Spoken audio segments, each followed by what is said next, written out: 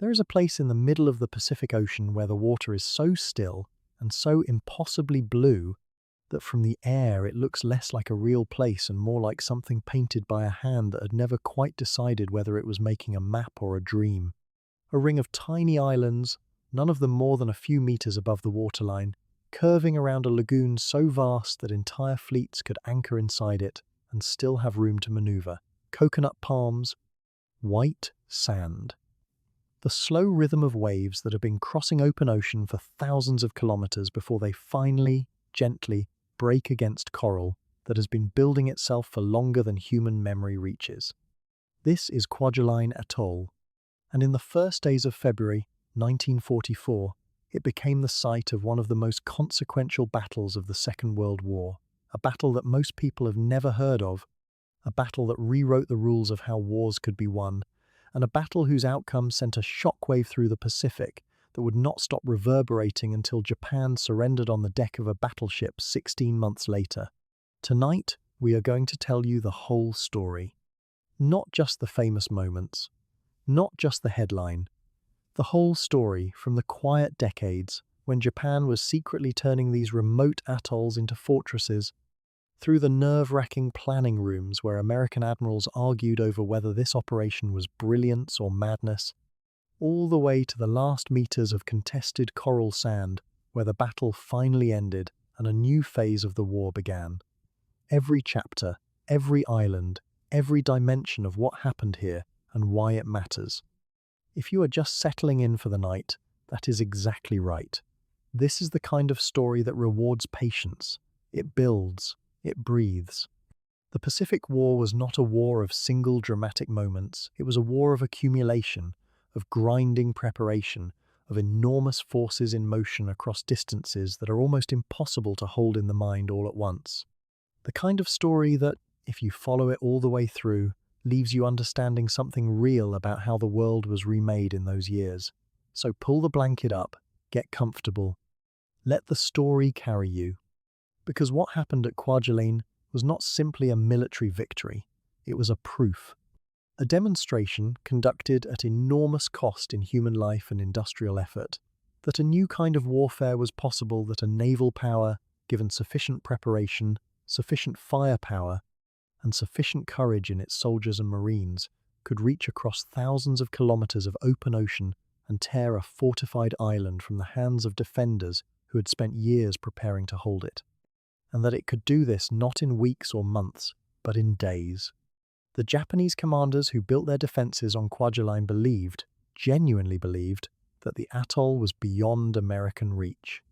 They believed that even if an American fleet somehow materialized in the Marshall Islands, so deep inside Japanese-held waters, so far from any American base that the logistics alone seemed insurmountable, the fortifications they had built would exact such a terrible price that no rational enemy commander would press the attack home. Layers of concrete, interlocking fields of fire, bunkers that could survive anything short of a direct hit from a large-caliber naval shell. They had studied what happened at Tarawa, the bloody American assault on Betio Island in the Gilbert Islands in November of 1943, and they saw confirmation of everything they believed. That reef-girt, fortified atolls were death traps for attackers. They were not wrong about Tarawa. Tarawa was a catastrophe, more than 1,000 American dead in 76 hours on an island barely 3 kilometers long. The photographs came back to the United States and shocked the public in a way that nothing had quite managed to do since Pearl Harbor. Congressmen demanded answers. Admirals held inquiries. And in the planning rooms and training grounds where the next Pacific operation was already taking shape, the men responsible for American amphibious warfare looked at what had gone wrong at Tarawa and did something that militaries do not always do with their failures. They learned from it. Systematically, deliberately, and fast. What they built in the months between Tarawa and Kwajalein was something new, a system. Not just better weapons or more ships, though there were both. A way of doing things, a coordinated, rehearsed, doctrine-driven method of putting men on a fortified beach and keeping them alive and moving forward. More bombardment and smarter bombardment. Better vehicles for crossing the reef. closer coordination between the ships offshore and the infantry on the ground. Combined arms teams at the small unit level infantry, engineers, tanks, and demolition specialists working together as a single practiced organism rather than separate services trying to communicate across confusion. Kwajalein was where that system was tested for the first time at full scale, and it worked. It worked in a way that surprised even the men who built it. That is the heart of what we are exploring tonight. But we are also going to stay with the human dimension of this story, because battles are not machines, no matter how systematic and organized they become. They are made of men. Young men, most of them, who had been farmers and factory workers and students not long before. Marines from the 4th Division who had never been in combat, going into their first battle on one of the most heavily fortified atolls in the Pacific. Army soldiers from the 7th Infantry Division who had already seen their war in the frozen misery of the Aleutian Islands and were now being asked to fight in tropical heat against an enemy that did not intend to surrender. And on the other side, Japanese defenders who knew, as the bombardment began and the fleet filled the horizon, that no help was coming, that they were alone on their small islands with their orders and their beliefs and the weight of everything that their military culture asked of them. Their stories are part of this too. We will cover everything tonight: the geography and the strategy, the planning and the arguments, the fleet that assembled and the firepower it brought, the outer island seizures and the artillery that had to be in place before the main assault could begin, the twin battles on Roy Namur in the north and Kwajalein Island in the south, unfolding simultaneously and each with its own character. The aftermath the bypass garrisons left to wither, the rapid follow-on assault on Eniwetok, the carrier raid on Truk that shattered the final pillar of Japan's Central Pacific strategy, and the legacy, what Kwajalein made possible and where the road that began on these coral islands eventually led. This is a long journey. It is meant to be. The best way to understand a battle this complex is to live inside it for a while, to let the context accumulate, to feel the weight of the preparation before the firing starts, to understand why each decision was made before you see what it produced. So if this is your first time watching one of these long-form sleep documentaries, welcome. If you are a regular, you already know what to do. Subscribe if you haven't yet, because there is a great deal more of this kind of storytelling coming, and you will not want to miss it. Find your position. Let your breathing slow. The Marshall Islands are out there in the darkness of the Pacific right now. The same lagoon, the same coral, the same stars overhead that those men looked up at in the nights before the battle began. The water is still. The atoll is quiet. It was not always so. There is a place in the middle of the Pacific Ocean where the water is so blue it seems painted, where coral reefs rise barely above the surface of the sea, and where the land itself seems almost accidental, thin ribbons of sand and limestone and palm trees arranged in vast, lazy loops around lagoons of impossible size. These are the Marshall Islands, a scattering of low-lying atolls and reef islands stretched across more than 700,000 square kilometers of open ocean. No single piece of land rises more than a few meters above sea level. The soil is thin, the fresh water scarce, the vegetation sparse. From the air, the atolls look like broken necklaces dropped carelessly across a blue floor, their islands so small and so low that a moderate swell seems capable of swallowing them whole. And yet, for all their apparent fragility, these islands sit at one of the most strategically consequential crossroads on the face of the Earth. Whoever controls the Marshall Islands controls the approaches to the Central Pacific, the sea lanes connecting Asia to the Americas, and the doors through which any advancing fleet must eventually pass. The Marshall Islands divide into two rough chains running northwest to southeast. The eastern chain carries the name the Ratak chain, meaning the sunrise side, and the western chain is called the Ralik chain, meaning the sunset side.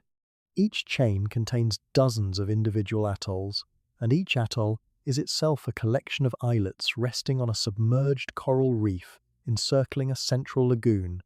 The largest lagoon in the entire group belongs to Kwajalein Atoll in the Ralik chain, which encloses a body of calm water stretching roughly 90 kilometers in length and 32 kilometers at its widest point. That lagoon is large enough to shelter entire fleets, deep enough to anchor the heaviest warships afloat, and calm enough in most conditions to allow the transfer of men and supplies regardless of the weather outside the reef. Kwajalein Atoll alone contains nearly 100 individual islets, most of them tiny, a few of them large enough to support airstrips and garrison facilities.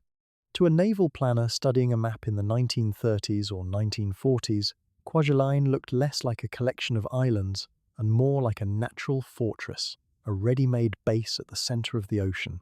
Before the First World War, the Marshall Islands were a German colonial possession, administered with varying degrees of interest and exploitation from the late 19th century onward.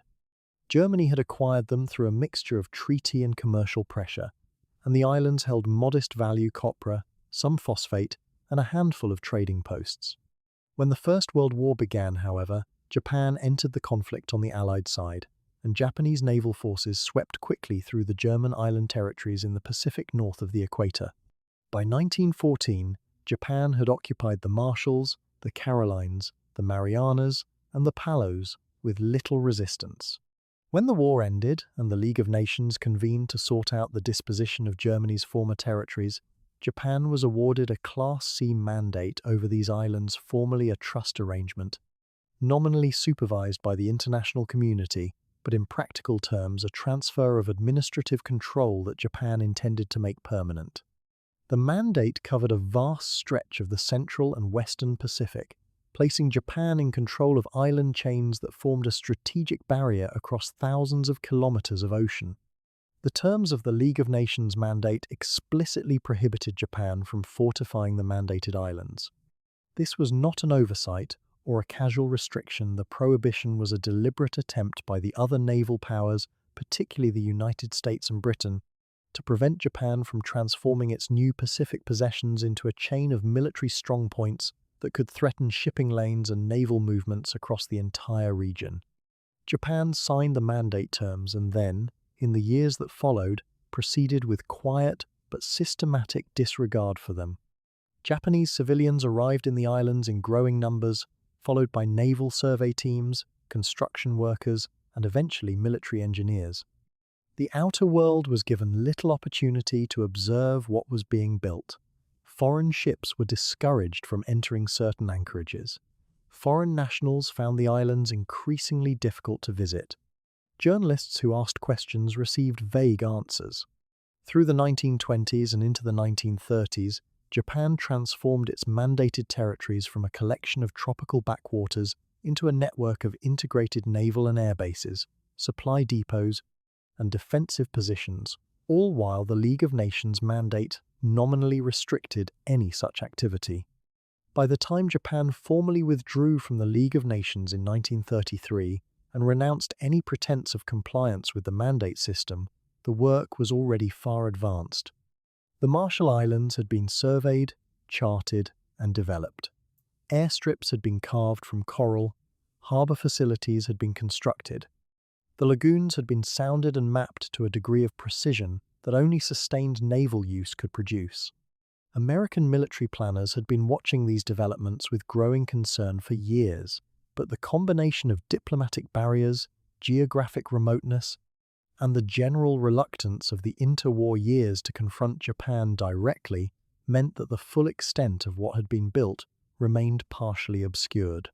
When American intelligence assessments were compiled in the early 1940s, the picture that emerged was incomplete, detailed enough to be alarming, incomplete enough to leave critical uncertainties about specific fortifications, gun positions, and garrison strengths. The Marshall Islands had been rendered into something approaching a mystery, a vast defended space in the middle of the ocean whose precise character would only be revealed under fire. The Pacific War that broke over the world on the 7th of December, 1941 brought the Marshall Islands immediately into strategic focus. Japan's stunning opening offensive swept across an enormous arc of the Pacific and Southeast Asia, and the Marshalls became part of the outer ring of Japan's new defensive perimeter, a barrier intended to hold American power at a distance long enough for Japan to consolidate its conquests and negotiate a favorable settlement. For the first year of the war, American forces were too stretched, too weakened, and too preoccupied with survival elsewhere to contemplate serious offensive action against the Central Pacific island chains. Early carrier raids probed the outer marshals in the first weeks after Pearl Harbor, but these were demonstrations of American presence rather than the beginning of a sustained offensive. The momentum of the war in the Pacific ran almost entirely in Japan's direction through most of 1942. The turn came gradually, then with gathering speed. The naval battles of the Coral Sea and Midway in 1942 checked Japanese expansion and began the long attrition of Japanese carrier aviation, from which Japan would never fully recover. The grinding land and sea campaign in the Solomons through 1942 and 1943 bled Japanese ground forces, naval strength, and irreplaceable aircrew. The American industrial machine, once fully mobilized, was producing ships, aircraft, landing craft, and weapons at a rate Japan could not hope to match. By the beginning of 1944, the shape of the war had changed fundamentally. American forces were advancing on two broad axes across the Pacific, one through the South and Southwest Pacific under General Douglas MacArthur, the other driving through the Central Pacific under Admiral Chester Nimitz. These two drives were designed to converge on Japan's inner defensive ring, strangle its supply lines, and eventually provide the bases from which the home islands themselves could be attacked. The Central Pacific Drive had received its bloody baptism at Tarawa Atoll in the Gilbert Islands in November of 1943. The assault on Betio Island at Tarawa cost more than 1,000 American lives in less than 80 hours of combat, and the images and casualty figures shocked the American public. But the military lessons drawn from Tarawa were, paradoxically, as valuable as they were painful. Naval planners, marine commanders, and amphibious doctrine specialists dissected every aspect of the operation: the inadequate preliminary bombardment, the reef that stranded landing craft, the coordination failures between naval gunfire and the assault waves, the command and control problems in the chaos of the beach. Tarawa was a template of what not to do, and the institutions responsible for prosecuting the Pacific War were, by early 1944, capable of learning with remarkable speed. The next assault would be different: longer bombardment, better coordination, more firepower, and improved landing craft capable of carrying troops across reefs that would stop conventional boats dead. That next assault was Kwajalein. The decision to strike directly at the heart of the Marshall Islands rather than methodically clearing the outer atolls first was not obvious, and it was not without controversy. Kwajalein Atoll lay roughly 300 kilometers inside the outer ring of Japanese-held islands. To reach it, an American fleet would have to bypass substantial Japanese garrisons on Mili, Maloelap, Jaluit, and Wotje, leaving enemy forces on its flanks and to its rear. Some experienced commanders found this deeply uncomfortable. The principles of military caution argued for securing the approaches before attempting the deeper objective.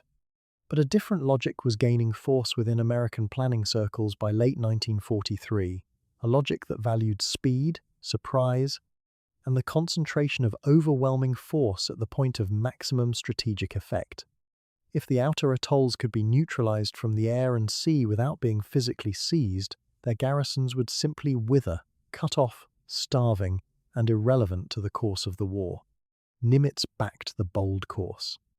The plan that emerged under the codename Operation Flintlock called for a direct assault on Kwajalein Atoll itself, Roy Namur in the north, Kwajalein Island in the south, supported by the largest concentration of naval power the United States had yet assembled for a single Pacific operation.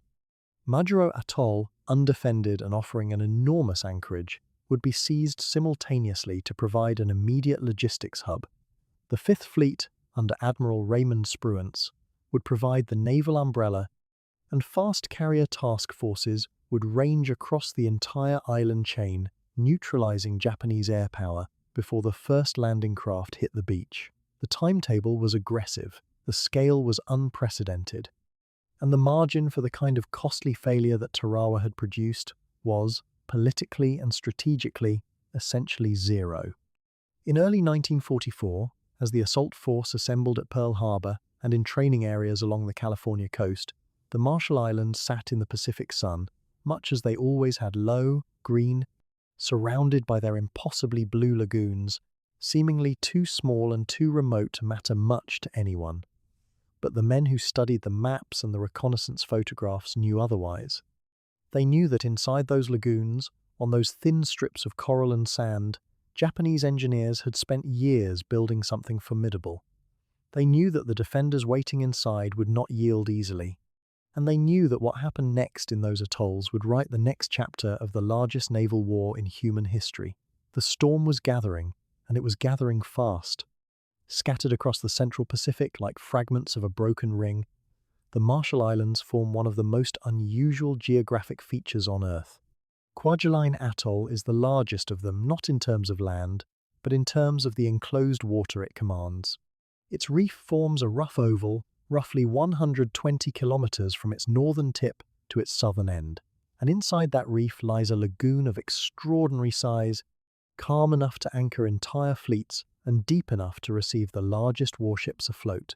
The dry land within that ring amounts to very little dozens of narrow coral islets, none of them more than a few meters above sea level, collectively adding up to only a small fraction of the total area enclosed by the reef.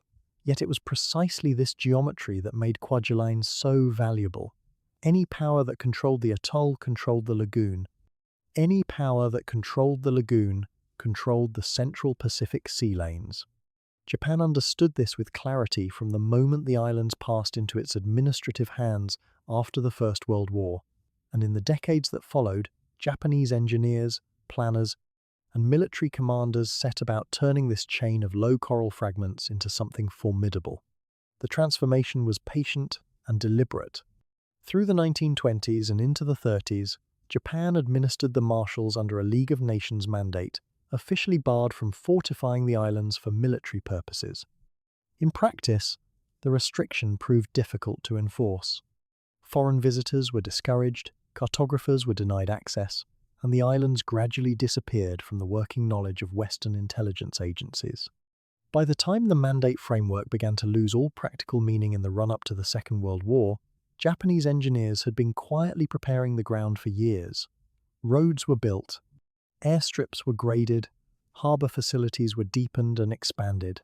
The coral foundations of the islets, which had once held only coconut palms and seabirds, were gradually buried under concrete, steel, and earth.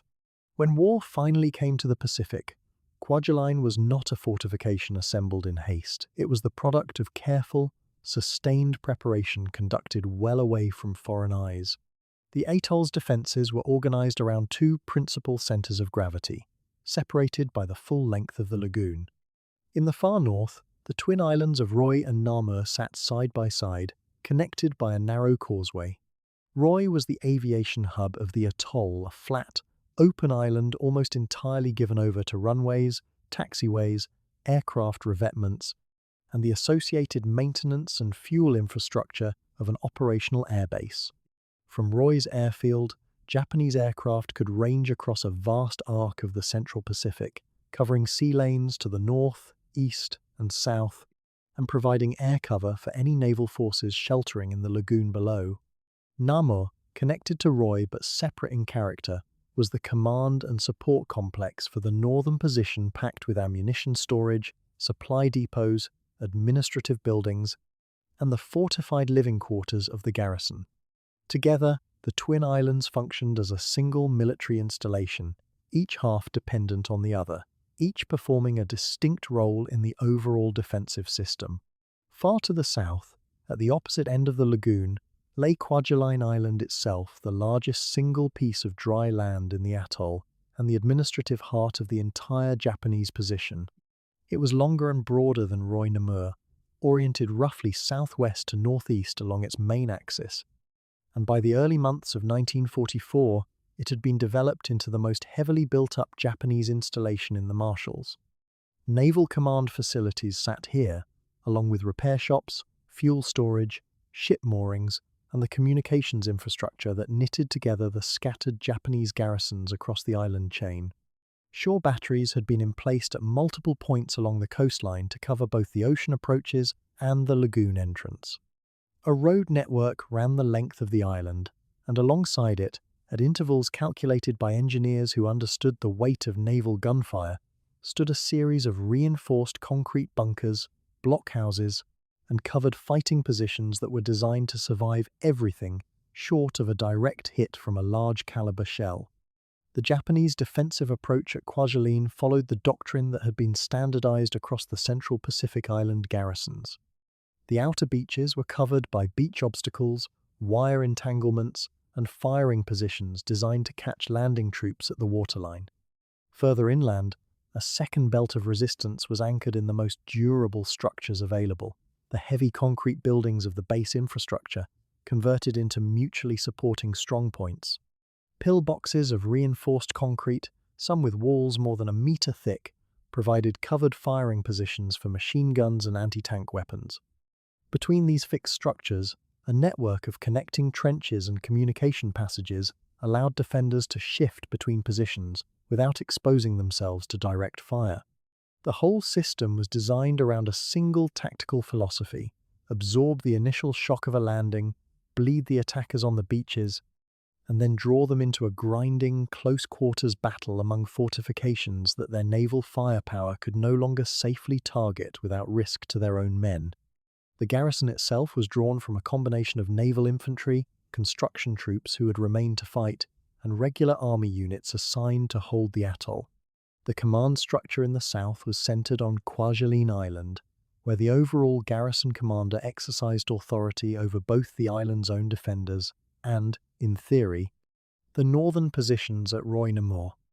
In practice, the northern command functioned with considerable operational independence, given the distance across the lagoon and the communications arrangements available at the time.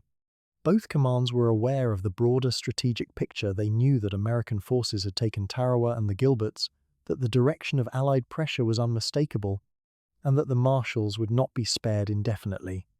What they believed, with reasonable conviction, was that the Americans were not yet ready to strike as deep as Kwajalein, that the outer atolls, Mili, Maloelap, Jaluit, Wotje, would need to be reduced first before any force could reach the atoll's interior.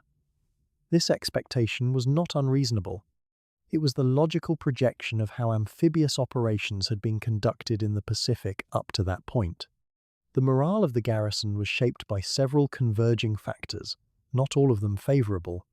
Supply lines across the Pacific were already being stretched and disrupted by American submarines and air activity, and the flow of fresh equipment, ammunition, and replacement personnel had become irregular. The men stationed on the islets had lived for months, in some cases years, in a confined, isolated environment far from home, sustained by the routines of military life and the shared understanding that their position was significant enough to require defending at any cost. Japanese military culture of the period did not encourage contemplation of defeat, and the officers who commanded the Kwajalein garrison were professional men who believed in the utility of their fortifications and the fighting capacity of their troops. The physical hardship of garrison life on a low coral island, exposed to sun and storm, short on fresh water and the comforts of the mainland, had produced men who were accustomed to privation which, in the brutal logic of a defensive battle, is not entirely a disadvantage. Within the garrison there was a particular confidence that came from the landscape itself, or rather, from the absence of it. An attacking force approaching Kwajalein would have nowhere to hide. The lagoon crossing would expose any landing fleet to observation and fire from multiple positions along the atoll's perimeter. The beaches offered little natural cover. The coral terrain inland was difficult for vehicles and men alike. Against defenders entrenched in concrete and fighting from prepared positions, the calculus of an assault seemed to favor the defense strongly. The men garrisoning these islands had watched the reports of Tarawa with attention. American forces had taken that island, yes, but at a price the Japanese defenders had found confirmation in rather than alarm. Tarawa had been a close-run thing. It had cost the Americans dearly, and Tarawa was far smaller, far simpler, and far less deeply prepared than what awaited any force that came for Kwajalein. The shore batteries deserve particular attention as a component of the defensive architecture. Positioned to cover the most likely approach routes into the lagoon, these weapons represented the atoll's outer ring of steel, the means by which a naval assault could, in theory, be punished before troops ever reached the reef. Anti-aircraft positions had been distributed across the main islands to contest any aerial attack, and the density of these weapons was a direct reflection of the importance Japan assigned to maintaining its aviation assets at Roy. The destruction of those aircraft and their supporting infrastructure would not simply weaken the garrison's defensive capacity, it would sever one of the central links in Japan's chain of early warning and air coverage across the Central Pacific. Both sides understood this. The Japanese invested accordingly in revetments, dispersal plans, and spare parts. The Americans planned accordingly in the weight and targeting of their preliminary air campaign. Below the surface of this organized military calculation, the atoll continued its ancient rhythms with an indifference to human purposes that the war could not entirely suppress. Tides moved through the passes in the reef. Fish moved through the lagoon in their habitual patterns. The coconut palms that had not yet been cleared for construction purposes still bent in the trade winds that crossed the open ocean unimpeded. The coral structures that formed the foundation of the islands had been built over thousands of years by organisms, entirely unconcerned with the disputes of nations. On those ancient foundations, Japan had constructed a fortress that it believed was secure, a garrison it believed was prepared, and a defensive line it believed would hold long enough to matter. What Japan had not yet seen, what no one had yet fully seen, was the force now gathering far to the east, an armada assembling with a weight of steel and purpose that the Central Pacific had never before contained. By the close of 1943, American planners were no longer asking whether they could take the fight deeper into the Central Pacific. They were asking how fast. The hard-won seizure of Tarawa and the Gilbert Islands had proved that fortified atolls could be cracked, but it had also proved, at savage cost, that brute frontal assault without sufficient preparation was a formula for catastrophe. Thousands of miles from Washington and from Tokyo, in conference rooms in Pearl Harbor smelling of coffee and cigarette smoke and the faint salt air of Oahu, a new question was forming around charts and aerial reconnaissance photographs pinned to the walls. The Marshals were next. Everyone agreed on that. What nobody could agree on not yet was exactly where to strike, and in what sequence, and with what degree of audacity. The Marshall Islands sprawled across a vast stretch of the Central Pacific in two rough chains, the Ratak in the east and the Ralik in the west, each composed of coral atolls lying at enormous distances from one another. Japanese air and naval power was distributed across these atolls with deliberate logic. Mili, Maloelap, Jaluit, and Wotje were all developed bases, all capable of generating airstrikes, all protected by shore batteries and garrisons. The conventional military wisdom of the day said that you cleared your flanks before you drove forward. You secured the outer ring before you reached for the inner sanctum. To do otherwise was to leave enemy bases behind you, capable of attacking your supply lines, capable of interfering with your naval movements, capable of inflicting losses on an operation that required sustained momentum. This wisdom was old and well tested, and most of the officers who had absorbed it across decades of professional study were not inclined to discard it lightly. Admiral Chester Nimitz, commanding the entire Pacific Ocean areas from his headquarters at Pearl Harbor, understood the weight of that conventional logic. He also understood something else: time. The war in the Pacific was consuming American lives and American treasure at a rate that demanded results commensurate with the investment. Every month spent methodically reducing outer atolls was a month not spent driving toward Japan itself, not spent cutting the supply lines that fed the entire southern and southwestern Pacific, not spent bringing the war to a close. Nimitz had a quality that his subordinates recognized and sometimes feared: the ability to hold competing strategic considerations simultaneously in mind and then make a clean, irreversible decision. What Operation Flintlock would ultimately demand of him was precisely that quality, tested against the considerable doubts of skilled and experienced men. The planning conferences that shaped Flintlock were not genteel affairs. Admiral Richmond Kelly Turner, the amphibious force commander whose aggressive temperament had earned him the nickname Terrible Turner, was among the most forceful voices in the room. Turner had been at the center of amphibious operations since the dark days off Guadalcanal, and he had absorbed Tarawa's lessons as personally and painfully as any man in the Navy. His instinct as a planner was meticulous, almost obsessive. He wanted every contingency mapped, every supply requirement calculated, every approach route surveyed. The idea of driving past 4 fortified atolls and plunging into the heart of the Marshall Islands chain, striking Kwajalein directly, struck him initially as an exposure of American forces to unacceptable risk. He was not wrong to be cautious. He was not wrong to ask the hard questions. The answers, as they emerged from the planning process, were simply not the ones he had expected. General Holland Smith, Howlin' Mad Smith, brought the Marine Corps perspective to the table with a volume and directness that left little room for ambiguity. Smith had watched Marines die on Betio's beaches at Tarawa because the preliminary bombardment was too short, because the timing was wrong, because the coordination between Navy and ground forces had not yet achieved the coherence that a complex assault demanded. His concerns about Flintlock were not primarily about strategic audacity. They were about resources, about whether the ground forces committed to the assault would have sufficient fire support, sufficient ammunition, sufficient naval protection to carry the fight through to completion once they were committed deep inside enemy-held waters with no margin for error. Smith could accept boldness. What he could not accept was boldness mistaken for preparation. The critical debate crystallized around a deceptively simple question: which islands within the Marshall Islands would actually be assaulted and which would be bypassed? The orthodox approach would have sequenced the campaign outward to inward, first neutralizing the eastern atolls, then moving to Kwajalein. The bold approach, the one Nimitz was inclined toward, and the one that the more visionary members of his staff had been quietly advocating, was to skip entirely past the outer atolls, leave them isolated without garrisons being defeated, and strike directly at Kwajalein at the geographic center of the atoll chain. It was a leap of a kind the Pacific War had not yet seen, extending American power forward by hundreds of miles in a single stroke, rather than advancing by careful, costly increments. What made the leap conceivable, and ultimately what made it defensible in the planning conferences, was air power.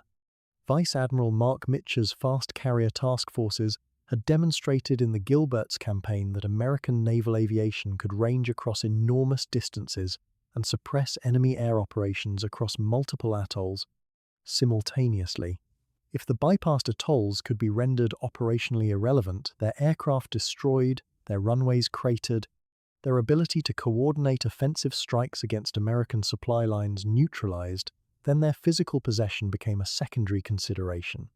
A Japanese garrison marooned on an atoll it cannot reinforce, with no air cover and no naval support, is not an operational threat. It is a problem of logistics and time, and both of those could be managed without the blood cost of a direct assault. The intelligence picture, developing in late 1943, supported the argument for boldness in ways that strengthened Nimitz's hand. Aerial reconnaissance and signals intelligence indicated that Kwajalein itself, while strongly defended, was not impenetrable, and crucially, that the Japanese garrison there did not expect a direct assault on the heart of the atoll chain.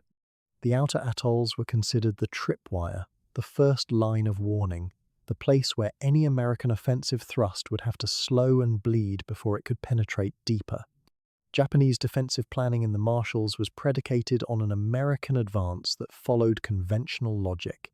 What Nimitz was contemplating was an advance that deliberately discarded that logic and counted on the enemy's own strategic assumptions to leave the inner position exposed.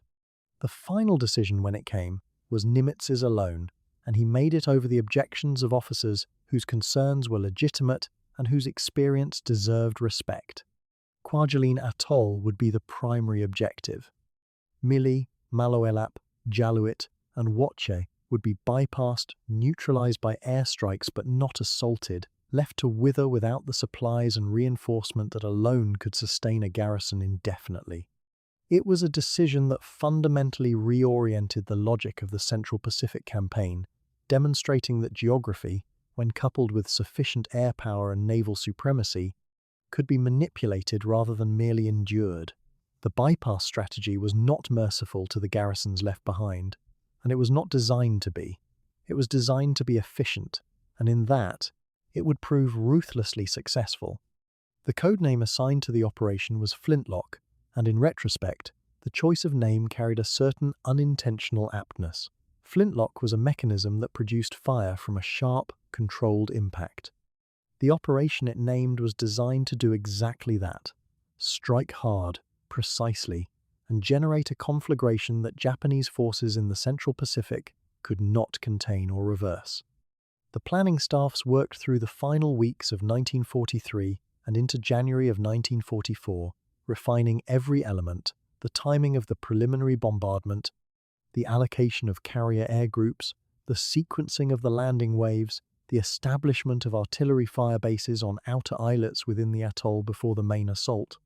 Nothing was left to improvisation that could be reduced to a plan. The arguments against the direct strike on Kwajalein did not disappear once the decision was made. Among the officers who had raised doubts, some continued to believe privately that the plan was overreaching, that the consequences of miscalculation at this depth of penetration into Japanese waters could be catastrophic rather than merely costly. They would have to wait and watch, as soldiers and planners always do, while the operation unfolded according to its own logic rather than theirs. And the men who would actually carry the assault ashore, Marines and soldiers still completing their training on the beaches of Hawaii and California, knew none of the conference room arguments. They knew only that they were going somewhere distant and heavily defended, and that the Navy and the planners who had sent them were betting the momentum of the entire Pacific campaign on the outcome. What was becoming clear, even before a single landing craft left its davits, was that Flintlock represented something more than a tactical decision about which islands to attack and in what sequence. It was a statement about the kind of war the United States was now capable of fighting in the Pacific, a war no longer dictated by the defensive geometry of an expanding Japanese perimeter, but one driven by American initiative, American air power, and American willingness to accept operational risk in exchange for strategic velocity. The doubters were not fools. Their concerns were grounded in the real and terrible experience of Tarawa, in a war that had already demonstrated how badly wrong these operations could go. But the plan was set, the fleet was gathering, and the course was fixed on a set of coral atolls lying in the center of a Japanese-held ocean more than 3,000 kilometers from Pearl Harbor. Kwajalein was waiting. Whether it was waiting for conquest or catastrophe, only the coming days would answer. Two very different groups of American fighting men were being shaped into the cutting edge of Operation Flintlock, and the contrast between them tells you something important about how the United States Army and Marine Corps approached the same brutal problem from entirely different angles. One force was brand new, untested, eager, trained to a fine edge but carrying no combat experience to either steady or haunt them. The other had already looked into the worst that war could offer, in a place so cold and so miserable that many of its veterans would later say the Pacific heat felt like a personal insult from the universe. Together, these two formations would be asked to do something that no American force had yet accomplished: seize a heavily fortified atoll deep inside waters that Japan had controlled for more than 20 years, far beyond any point the Central Pacific Drive had yet reached. The 4th Marine Division was, by any measure, a division born into urgency. Activated in the summer of 1943, it had been assembled, equipped, and trained at a pace that reflected the war's relentless demand for combat power. Its regiments drew men from across the country, recruits who had come through Paris Island or San Diego, who had been hardened physically and broken down and rebuilt psychologically in the particular manner that Marine Corps training has always demanded, and who arrived at the division with the shared identity of Marines already firmly in place. What they lacked was the irreplaceable education of actual combat. Their officers studied the reports from Tarawa with the focused attention of students who know the examination is not theoretical. What those reports described: the chaos at the reef, the communications failures, the cost of underestimating a prepared defender behind concrete, became the syllabus for everything that followed in their training cycle. The division's preparation unfolded primarily in the Hawaiian Islands and along the California coast, in conditions designed to replicate as faithfully as possible the environment they would enter. Amphibious rehearsals were conducted repeatedly and then conducted again. The Marines practiced boat waves, reef crossings, beach landings, and the immediate push inland against simulated defensive positions. They drilled with the weapons and equipment peculiar to the assault phase demolition charges, flamethrowers, the coordination between riflemen and attached engineers that would become essential once they faced concrete and steel rather than sand and scrub. The physical conditioning was relentless, not because Marine commanders had a fondness for suffering, but because every study of previous Pacific landings confirmed that the men who kept moving under fire were the men who survived and succeeded. Standing still on a beach was where men died. What gave the 4th Marine Division its particular character, beyond its training, was the weight of expectation it carried. Every Marine in the division understood that this was their first operation, that whatever reputation the division would carry through the rest of the war was being written right now, in these training camps, in these rehearsals, in the decisions men made under exhaustion and pressure before a single shot had been fired in anger. That awareness created a kind of motivated intensity that the division's commanders worked hard to channel productively rather than let it tip into recklessness. They wanted aggression, but controlled aggression, the kind that took objectives rather than the kind that got men killed for no tactical gain. The balance between those two things is one of the enduring arts of military leadership, and in the winter of 1943-44, the 4th Marine Division's officer corps was working hard to get it right. Down in the south, assigned to Kwajalein Island itself, the Army's 7th Infantry Division brought something the Marines did not have: a recent, searing memory of what it cost to fight an entrenched Japanese garrison to the last man. The 7th had fought at Attu in the Aleutian Islands in the spring of 1943, an operation that began in bitter cold and fog and ended with one of the most savage banzai charges of the entire Pacific War. The casualties at Attu had been severe, and the conditions cold, wet, the volcanic tundra offering no comfort and no cover had been almost as dangerous as the enemy. Disease, frostbite, and exhaustion had claimed men alongside Japanese bullets. The division that emerged from the Aleutians was tough in the particular way that only genuine hardship can produce, a toughness that no amount of training can entirely replicate. The 7th Division's veterans carried that experience into their preparation for Flintlock with a grounded pragmatism that shaped how they approached every exercise.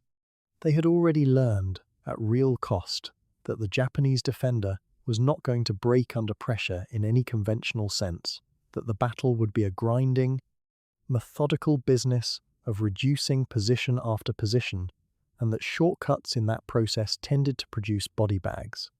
Their training in Hawaii focused heavily on what would become their signature approach at Kwajalein, the coordinated tank infantry engineer team, working together at small unit level to tackle individual fortifications in a disciplined sequence rather than through improvisation or rushed frontal assault. This was doctrine being absorbed not from manuals alone, but from the lived testimony of men who had bought their understanding at Attu. The equipment being integrated into both formations represented one of the genuine technological leaps of the Pacific campaign to that point. The landing vehicle, tracked the LVT, universally known as the Amtrak, had been present at Tarawa, but in numbers and conditions that had exposed every weakness in how they were being used. For Flintlock, the numbers were dramatically larger and the variants more capable. The standard troop-carrying Amtrak had been supplemented by the armoured LVTA, a version fitted with a turret-mounted gun that could provide direct fire support as the assault waves crossed the reef and closed on the beach. This was a fundamental change.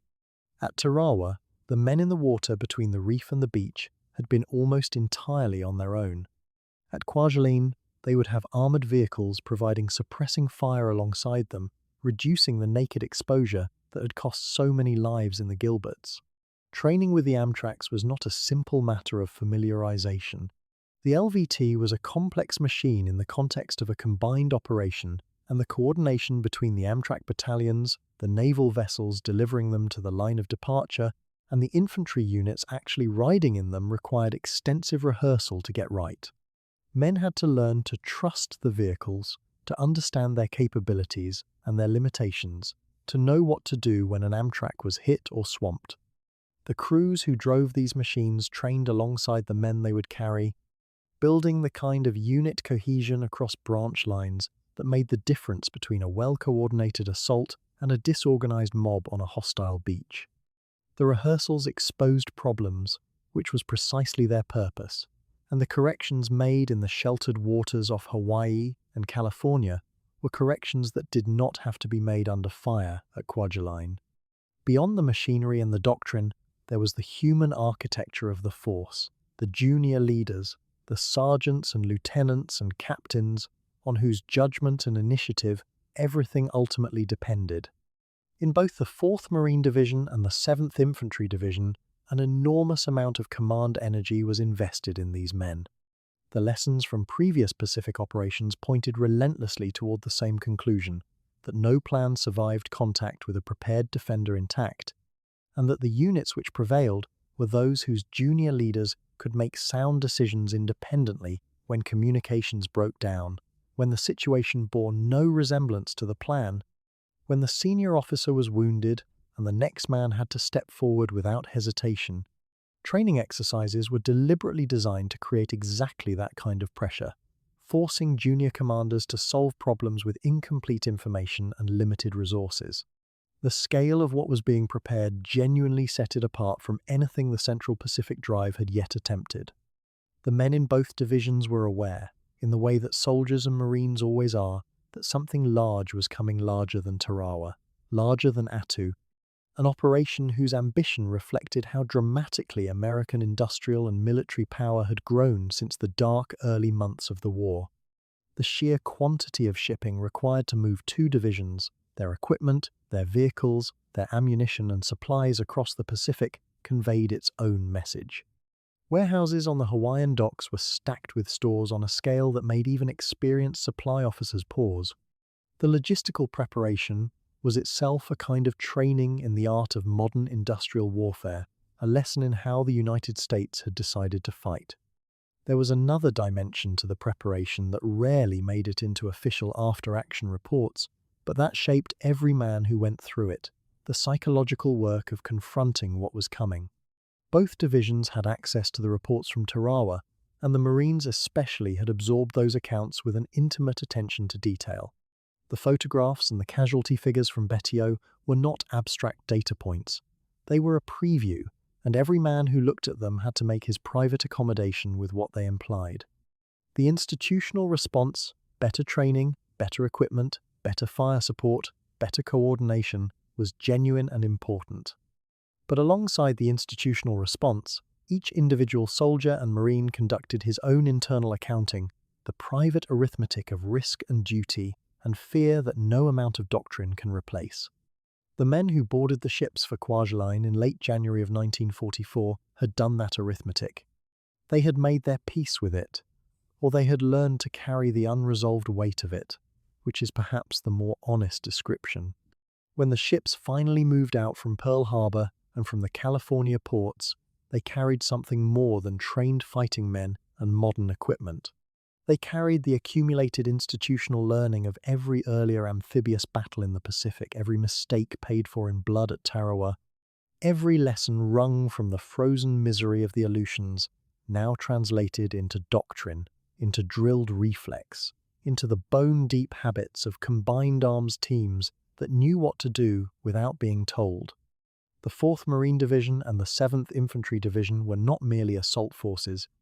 They were the product of a learning process that the United States military had been running at brutal cost since the morning of the 7th of December, 1941.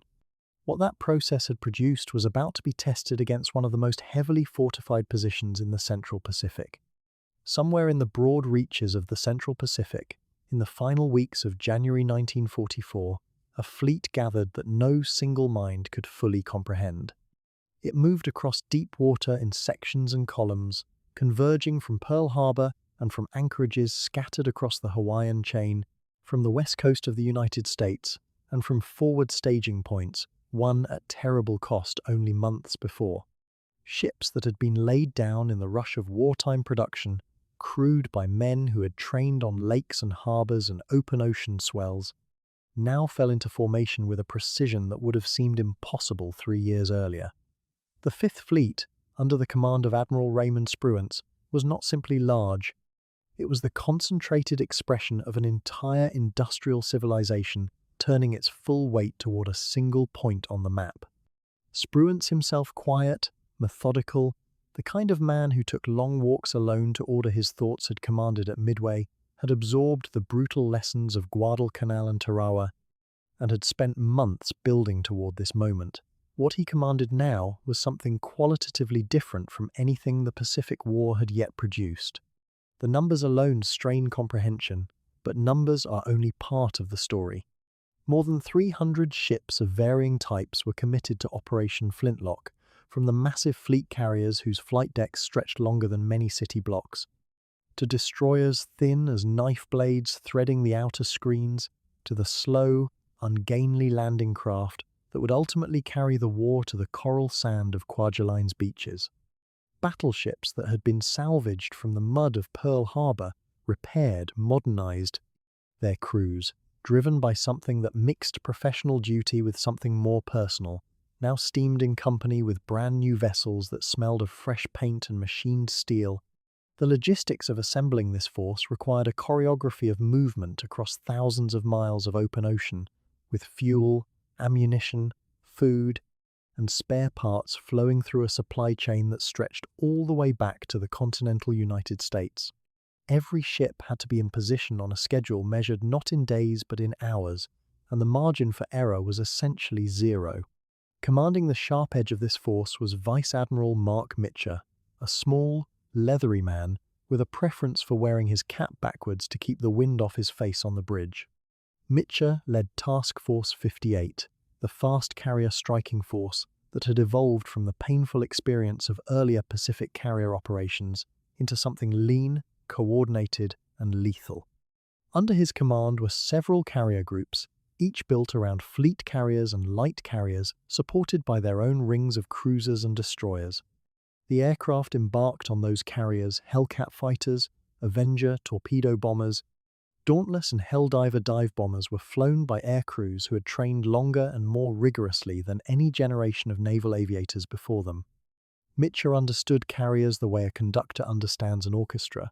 Every element had a role, timing was everything. And the difference between success and catastrophe often came down to decisions made in seconds on a pitching deck 500 miles from the nearest land. The strategic logic of what Task Force 58 was about to do was elegant in its conception and devastating in its execution. Before a single Marine or soldier set foot on the beaches of Kwajalein, American air power had to remove the ability of Japanese forces across the entire Marshall Islands chain to interfere with the landings. This meant not simply attacking Kwajalein itself, but striking every airfield, every seaplane base, every concentration of Japanese aircraft across an island chain that sprawled across hundreds of miles of ocean. Atolls like Maloelap, Wotje, and Maloelap, which American ground forces would never directly assault, still possessed aircraft, runways, and the capacity to launch strikes against an invasion fleet if left unchecked. Task Force 58 was tasked with making certain those airfields would not function as a threat during the critical days of the landing. It was, in effect, a campaign of strategic blinding, conducted entirely from the air and entirely at sea. The pre-invasion carrier strikes began in the closing days of January 1944, and they unfolded with a speed and coordination that caught the Japanese garrison commanders across the Marshalls genuinely unprepared. American carriers approached under radio silence, screened by destroyers pushing out to the limits of radar range, their positions carefully chosen to maximize the range of their strike aircraft while minimizing exposure to land-based counterattack. When the first waves of Hellcats dropped off the decks in the grey light of early morning, they were not flying into the unknown. American intelligence, built from aerial reconnaissance, submarine observation, and the painstaking analysis of intercepted communications, had produced detailed pictures of the airfields, Their dispersal areas, their revetments, and the numbers of aircraft the Japanese had deployed across the chain. The pilots knew where they were going. What they could not fully know was what it would cost to get there and back. Over Roy, where the Japanese maintained one of the most developed airfields in the Central Pacific, the results were swift and destructive. Japanese fighters rose to intercept and were met by Hellcats whose pilots had the advantage of superior altitude, superior aircraft performance, and a formation discipline born of hard training. The air battles over the Marshall Islands in those last days of January were not prolonged affairs of attrition, they were brief, violent collisions in which American air power asserted its dominance with a finality that left Japanese air commanders counting losses they could not replace. On the ground below, dive bombers and torpedo aircraft worked over the runways, the fuel dumps, the maintenance facilities, and the parked aircraft that had not managed to get airborne in time. What had been a functioning airfield on the morning of one day was, by the following afternoon, a scarred expanse of cratered coral with disabled aircraft scattered across it like broken toys. The same pattern repeated across the atoll chain with methodical thoroughness. At Maloelap and Wotje, carrier aircraft hit the runways and aircraft concentrations hard enough to suppress any meaningful offensive response. Supply ships and smaller vessels caught in the open were attacked by torpedo planes skimming low over the water. Seaplane facilities that Japanese commanders had depended upon for long-range reconnaissance, the eyes through which they would have tracked an approaching American fleet, were put out of action in the opening hours. By the time the strikes had run their course, the Japanese air defense network across the Marshalls had been reduced from a credible deterrent to a scattered collection of damaged aircraft, demoralized crews, and cratered runways that would take weeks to repair even if the materials and personnel were available, which they were not. The American fleet was, for all practical purposes, invisible to the defenders it was closing upon. What made this possible was not raw numbers alone, but the maturation of carrier task force doctrine that American naval aviation had been developing and refining since the shock of Pearl Harbor.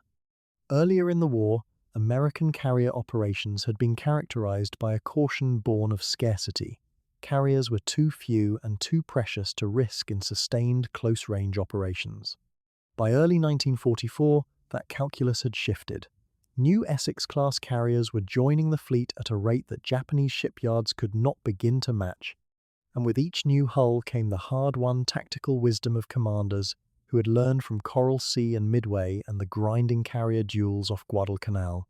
Task Force 58 could absorb losses that would have been crippling 2 years earlier and maintain its operational tempo.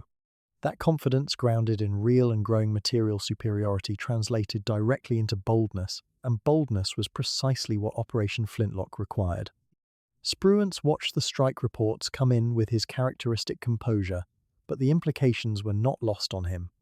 The pre-invasion air campaign was not only destroying Japanese aircraft, it was buying time and space for the landing force assembling behind the carriers. Every Japanese reconnaissance aircraft that failed to reach its patrol area, every tender that did not get an observation float plane into the air, every radio operator who sat in a bombed-out communications center trying to raise a command authority that could no longer respond, each of these absences represented another hour in which the American fleet moved closer to Kwajalein without being tracked, without being reported, without triggering the kind of coordinated defensive response that a forewarned garrison might have organized. Operational surprise at this scale is almost never complete, but by the standards of a contested amphibious assault on a fortified island, the degree of isolation achieved was remarkable enough to reshape the battle before it had even begun. The landing craft and the assault shipping moved through waters that the carrier strikes were steadily rendering safe. Dozens of LSTs, landing ship, tanks, those flat-bottomed vessels sailors had taken to calling large, slow targets, with the mordant humor of men who know exactly what they are sailing into, ploughed southwestward across swells that made them wallow and pitch in ways that had little in common with the deep, steady motion of a warship. Below their decks and on their cargo ramps sat the Amtraks and the tanks and the vehicles and the crated supplies that would sustain the assault force through days of fighting on coral sand. The soldiers and marines aboard these ships were not passive passengers in what was happening around them. They knew the carriers were out there ahead, working over the defences. They could feel the campaign building toward the moment they would have to cross the open water from ship to shore, and that knowledge lived in their bodies in ways that had nothing to do with military planning. The Fifth Fleet, complete and in motion, was something that the men aboard its many ships could not fully see. They could only see the ship ahead of them, the mast of a cruiser 2,000 yards to starboard, the distant smoke of a destroyer screening far out on the beam. But from the air, had any Japanese reconnaissance aircraft somehow reached the observation point, the sight would have been extraordinary. Columns of grey steel stretching to the horizon in multiple directions, converging on a small cluster of coral islands 1,200 miles southwest of Pearl Harbor. The sea itself seemed full. Aircraft were being ranged on carrier decks for the next strike. Gunfire was beginning to roll across the water from the direction of the atoll, where the bombardment had already commenced against outer islands. The machine was engaged, and it was moving at a pace and with a momentum that its planners had spent months building toward, and that its opponents had been given almost no chance to interrupt. The Japanese garrison commanders on Kwajalein knew, by the time the bombardment began in earnest, that something large was coming. What they could not know, because the carrier strikes had already taken away most of their means of knowing, was precisely what form it would take, where the main blow would fall, or how many men and how much steel were already over the horizon. They had their fortifications and their weapons and their training and the fierce conviction that the atoll could be held. Against them was coming the largest American amphibious force the Pacific War had yet assembled. Its approach covered by air power on a scale the marshals had never seen. Its timing shaped by a command that had studied every previous mistake and was determined, this time, not to repeat them. Before the first American boot touched the sand of Kwajalein Atoll, the guns spoke. They spoke for days.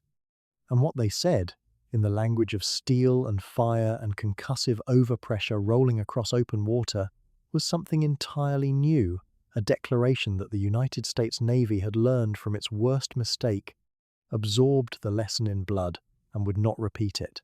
The preliminary bombardment of Kwajalein was not simply a prelude to battle, it was itself a battle, deliberate and sustained, waged against fortified coral and reinforced concrete by the most concentrated weight of naval gunfire, yet brought to bear on such a small collection of islands anywhere in the Pacific War.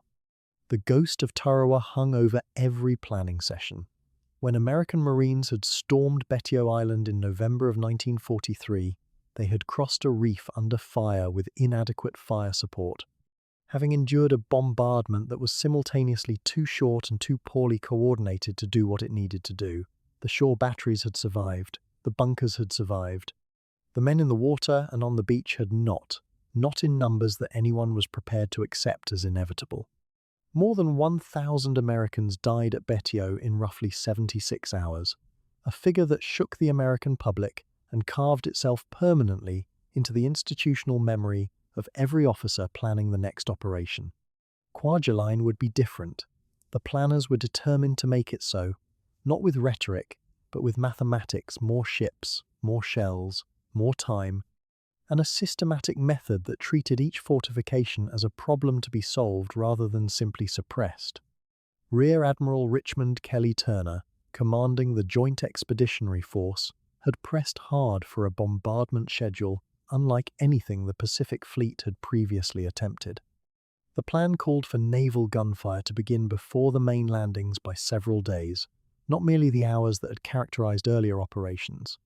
Battleships, cruisers, and destroyers would work in closer than naval doctrine typically recommended. Close enough to observe the fall of shot and adjust fire with precision rather than simply putting rounds into a general target area. Fire control parties and aerial spotters would coordinate with the ships in real time, walking shells onto specific structures rather than saturating a grid square and hoping for the best. The goal was not simply to soften the shore. The goal was to destroy it, methodically and verifiably, before a single landing craft crossed the line of departure.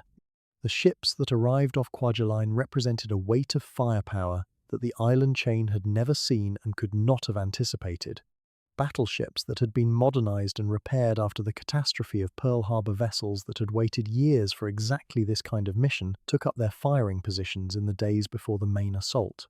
Their main batteries, 16-inch and 14-inch guns, hurled shells that weighed as much as a small automobile across distances that defied ordinary comprehension. Each projectile arriving without warning, its passage through the air faster than sound could carry the alert. Cruisers worked alongside them, their 8-inch and 6-inch guns contributing a more rapid, sustained rhythm that kept pressure on defenders between the heavier salvos. Destroyers moved in still closer to work over the beaches and the nearshore defensive positions, their 5-inch guns precise at short range, probing and hammering the tide line where landing craft would eventually touch sand. The aerial component was equally relentless. Carrier aircraft operating from Task Force 58's fleet carriers and escort carriers flew continuous sorties over the atoll, pressing attacks with bombs and rockets and strafing runs that added a vertical dimension to the bombardment the ships could not provide. Aircraft could see behind structures, follow defenders as they moved, and strike the reverse slopes of earthworks that direct naval fire could not reach. The coordination between aircraft and ships required the kind of detailed communication planning that was still maturing within American amphibious doctrine, but the systems that had been refined in previous operations now functioned with enough reliability to prevent the worst danger of close support aviation-friendly fire on advancing troops who had not yet landed but whose approach lanes could not be compromised. Observation aircraft flew circuits over the atoll hour after hour, their crews radioing corrections and battle damage assessments back to the fleet, building a steadily more precise picture of which targets had been destroyed and which required further attention. Kwajalein Island in the south and the twin islands of Roy and Nama in the north received different concentrations of fire tailored to their specific defensive configurations. Roy, with its airfield spread across most of the island's surface, was a relatively open target where naval gunfire could walk systematically across the runways, the revetments, and the administrative buildings. Nama, more heavily wooded and packed with blockhouses and interconnected shelters, demanded a more deliberate approach, shells directed at specific structures identified in aerial reconnaissance photographs, with observers confirming destruction before fires shifted to the next objective. Kwajalein Island itself, the largest and most heavily developed base in the atoll, presented the greatest challenge, a long, narrow strip of land so densely built up with warehouses, barracks, fuel storage, ammunition dumps, and interlocking defensive positions that it required a bombardment of sustained duration simply to work through the target list. What happened to the surface of these islands under this weight of fire was something that returning reconnaissance aircraft and the naked eyes of sailors watching from the fleet could observe in real time. The coconut palms, the tall, thin trunks that gave the atolls their characteristic silhouette against the Pacific sky, were stripped, shattered, and leveled. Where dense stands of vegetation had shaded the ground and provided cover for defensive positions, bare coral and churned earth emerged, white and raw, like exposed bone. Buildings that had taken months to construct from imported timber and poured concrete collapsed into rubble or simply vanished, their foundations cracked and their roofs driven into the ground. Above the islands, a permanent haze of dust and smoke rose through the warm tropical air, visible from miles away, marking the atoll like a signal fire that announced the arrival of something irresistible. Beneath the surface, it was a different story, and this was a distinction that every planner understood and that would shape the ground battle to come. The deepest Japanese fortifications, the reinforced concrete blockhouses with their thick overhead cover, the command bunkers dug into the coral, the ammunition shelters built to survive sustained bombardment, these structures absorbed the fire above them with a resilience that was built into their design. Japanese military engineers had constructed these positions with exactly this contingency in mind, knowing that any American assault would necessarily begin with naval and aerial preparation. The bombardment could destroy, blind, and isolate. It could kill the men unlucky enough to be above ground. It could sever communications and eliminate surface weapons. But the hardest points would endure. The men who survived inside them would be shaken, deafened, and in some cases psychologically undone by days of concussive bombardment, but they would emerge when the guns lifted. This was the inescapable reality that every Marine and soldier making the approach would eventually confront. The weight of ordnance expended in the days before the Kwajalein landings exceeded the total fired in the preparation for any previous Pacific Island assault. Staff officers counted the tonnage in figures that would have seemed fantastical a year earlier. Ammunition ships moved in close to resupply the line of battle as their magazines were drawn down, a logistical undertaking that proceeded with the precision of an industrial operation rather than the improvised urgency that had characterized earlier campaigns. This was itself a sign of how far American amphibious capability had traveled since the opening months of the Pacific War, not just in ships and guns, but in the organizational machinery that kept them fed, fueled, and positioned. The fleet could now sustain a pace of fire that the Japanese garrison, huddled in its shelters, could not have imagined when the first shells began falling. By the night before the main assault, the islands that had been photographed from the air in the preceding weeks were almost unrecognizable. What had been a developed Japanese military base, with the ordered geometry of an established garrison, airfields, roads, supply lines, command posts, barracks had been reduced to a broken surface of craters, collapsed structures, and the pale geometry of exposed coral. Japanese observers in the atoll who managed to send any signal outward described conditions that amounted to the progressive destruction of everything above ground level. What they could not fully convey, because there was no adequate language for it, was the cumulative psychological effect of days and nights in the shelters, the unrelenting concussion, the inability to sleep or eat or think clearly, the growing certainty that when the guns finally lifted, it would be because men in landing craft were already crossing the reef. American commanders reviewing the reconnaissance reports on the eve of the landings felt something new, a cautious but genuine confidence. Not the brittle overconfidence that had been part of the Tarawa disaster, not the assumption that naval gunfire alone would clear the beaches, but a reasoned belief, grounded in observed damage and careful analysis, that the conditions for the assault were as favorable as human planning could make them. The bombardment had done its work. The outer islands seized for fire support positions had their artillery in place. The fleet lay offshore in the warm, dark Pacific night, its guns quiet for the first time in days, waiting. Thousands of men lay in transports and landing craft, their eyes open in the darkness, listening to the silence where the guns had been a silence that felt, to anyone paying attention, less like peace than like an indrawn breath before something enormous began. Before the great blow could fall, the ground had to be prepared. Not the distant ground of Roy Namur or Kwajalein Island, but the small, low, almost nameless scraps of coral and sand scattered across the atoll's approaches. Islands so minor they barely registered on a mariner's chart, yet whose possession would determine whether the main assault succeeded or collapsed on the reef. American planners understood something that had been learned at brutal cost in earlier operations. Artillery placed close, placed early, and registered with precision could save more lives than any amount of courage alone. The outer island seizures were not a sideshow. They were the hinge on which the entire operation turned. The plan called for these preliminary landings to take place in the days immediately before the main assault, a compressed, intricate sequence of smaller actions that had to unfold in the correct order, at the correct hour, with almost no margin for error.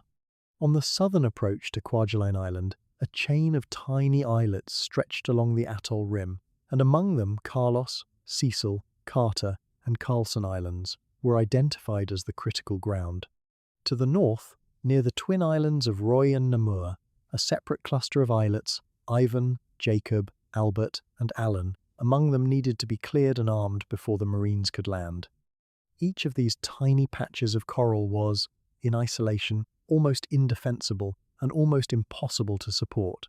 Together, they formed an arc of fire that could reach across the lagoon and onto the beaches where American boys would soon wade ashore. The men assigned to these preliminary seizures were not the headline forces. They were engineer infantry detachments, reconnaissance scouts, and the advance elements of artillery battalions who knew they were going in first, onto islands of unknown resistance, without the full weight of the fleet behind them in the same immediate way the main assault would enjoy. There was a particular kind of quiet courage required for this work, not the drumbeat adrenaline of a mass assault, but the controlled, deliberate nerve of men who climbed down cargo nets in the dark and boarded small craft, knowing that what waited on the other side of the reef might be a handful of defenders or a prepared position that could tear them apart before they to reach dry sand. Most of the time, resistance was light. Most of the time, but not always. On the southern approach, the initial landings on the outer islets encountered conditions that ranged from complete absence of enemy presence to brief, sharp exchanges that reminded everyone these were not unoccupied sandbars. Some of the smaller islets were genuinely deserted, the Japanese having concentrated their manpower on the larger, more defensible positions.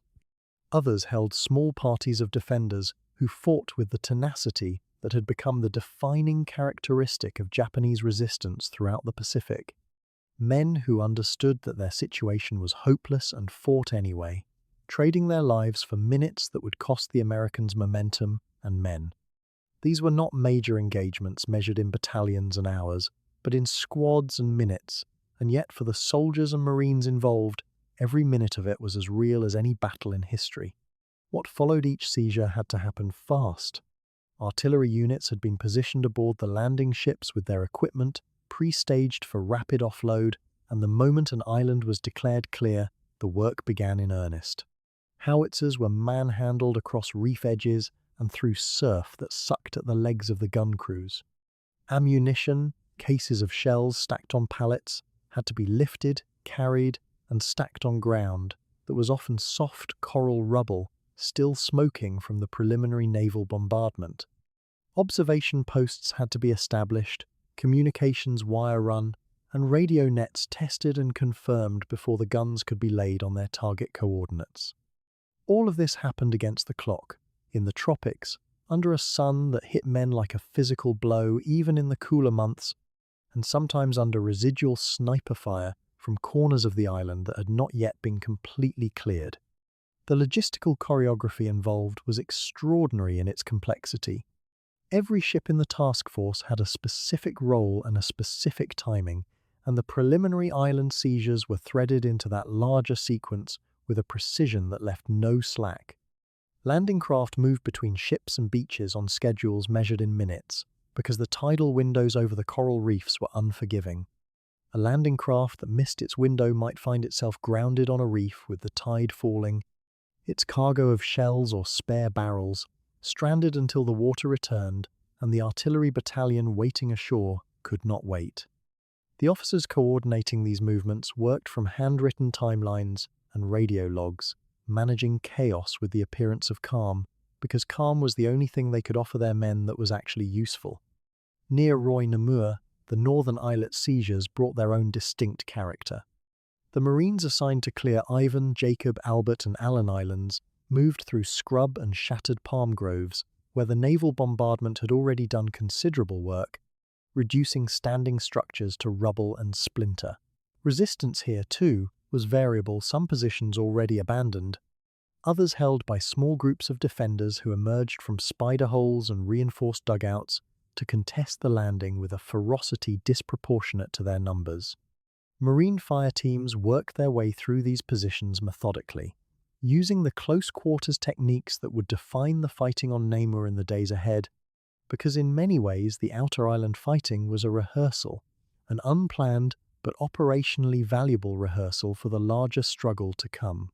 Once the artillery was in place and the observation posts were manned, the guns began their registration, firing a series of spotting rounds on known reference points, walking the fall of shells across mapped coordinates, building the precise fire control data that would allow gunners to place rounds within meters of where they were needed when the main assault began. From these low coral islands, the Marine and Army artillery officers could see, across the flat water of the lagoon, the islands they were preparing to support Roy with its airfield superstructure still visible despite the bombing, Namur's dark tree line, and far to the south, the long green smear of Kwajalein Island. It must have been a strange thing to stand on a tiny island barely wide enough to swing a battery of howitzers and look across open water at the place where thousands of men were about to fight and die. The coordination between the artillery observers on the outer islands and the naval gunfire control teams aboard the support ships was one of the genuinely new capabilities that Operation Flintlock brought to the Pacific War. The lessons absorbed from Tarawa had been translated into revised procedures, clearer communications, protocols, and a more flexible arrangement that allowed observers ashore to call on naval guns when their own artillery was masked or out of range. This integration did not happen automatically. It had been drilled repeatedly during the Hawaii and California training phases, and even so, it required constant improvisation under field conditions. But the framework existed, and the men working within it understood what it was for and how to use it, which was a significant improvement over the tangled communications that had plagued the Betio landings just weeks before. Ammunition supply to the outer islands was, in some respects, the most unforgiving variable in the entire preliminary operation. An artillery battery that ran short of shells during the critical hours of the main landing could not be resupplied quickly enough to matter. Planners had calculated the anticipated expenditure rates and added substantial margins, but the physical act of moving that ammunition from ship to landing craft, from landing craft to beach, from beach to gun pit consumed labor and time in quantities that could not always be precisely predicted. Work parties moved through the night before D-Day, stacking rounds in careful sequence so the right ammunition was at hand for each phase of the fire plan. While the guns themselves stood ready on their laid coordinates, crews sleeping beside the trails in short rotations, never more than a few steps from their stations. By the hours immediately preceding the main assault, something had been built on these tiny islands that was invisible from the air and unmeasurable on any single map, a network of coordinated fire laid across every approach route and every defensive position on the main objectives. Every gun was registered. Every observer had his radio and his reference points. Every ammunition point held the shells needed for the opening barrages and the fire missions that would follow as infantry called for support. The outer islands, those nameless coral scraps, had become something more than land. They had become the infrastructure of survival for the men who were about to go in. What the artillery battalions had done in those compressed hours before D-Day was not the kind of thing that fills the after-action reports with drama. There were no great charges, no flags raised over famous ground. There were howitzers, sunk to their trails in coral rubble, gun crews black with powder residue and salt, and forward observers crouched behind the parapet of a shattered palm tree stump with a radio handset pressed against their ear. These men would not be the ones whose names appeared in the headlines. But on the morning of the 1st of February, 1944, when the Amtrak waves began their run toward the beaches of Roy Namur and Kwajalein Island, every shell that fell ahead of the infantry, and every correction called in by a voice from a coral island across the water represented work done in the dark by men who understood exactly what they were there for. The flanks had been secured, the guns were ready, the battle could begin. The 1st of February, 1944, arrived over the northern Marshall Islands as it always did, pale light, spreading across water so flat and blue it looked painted. Aboard the transports and landing ships clustered outside Kwajalein Atoll, the men of the 4th Marine Division had been awake for hours. Most had eaten their breakfast before first light, a strange ritual of normalcy before the world came apart. This was a division that had never fought together as a complete formation.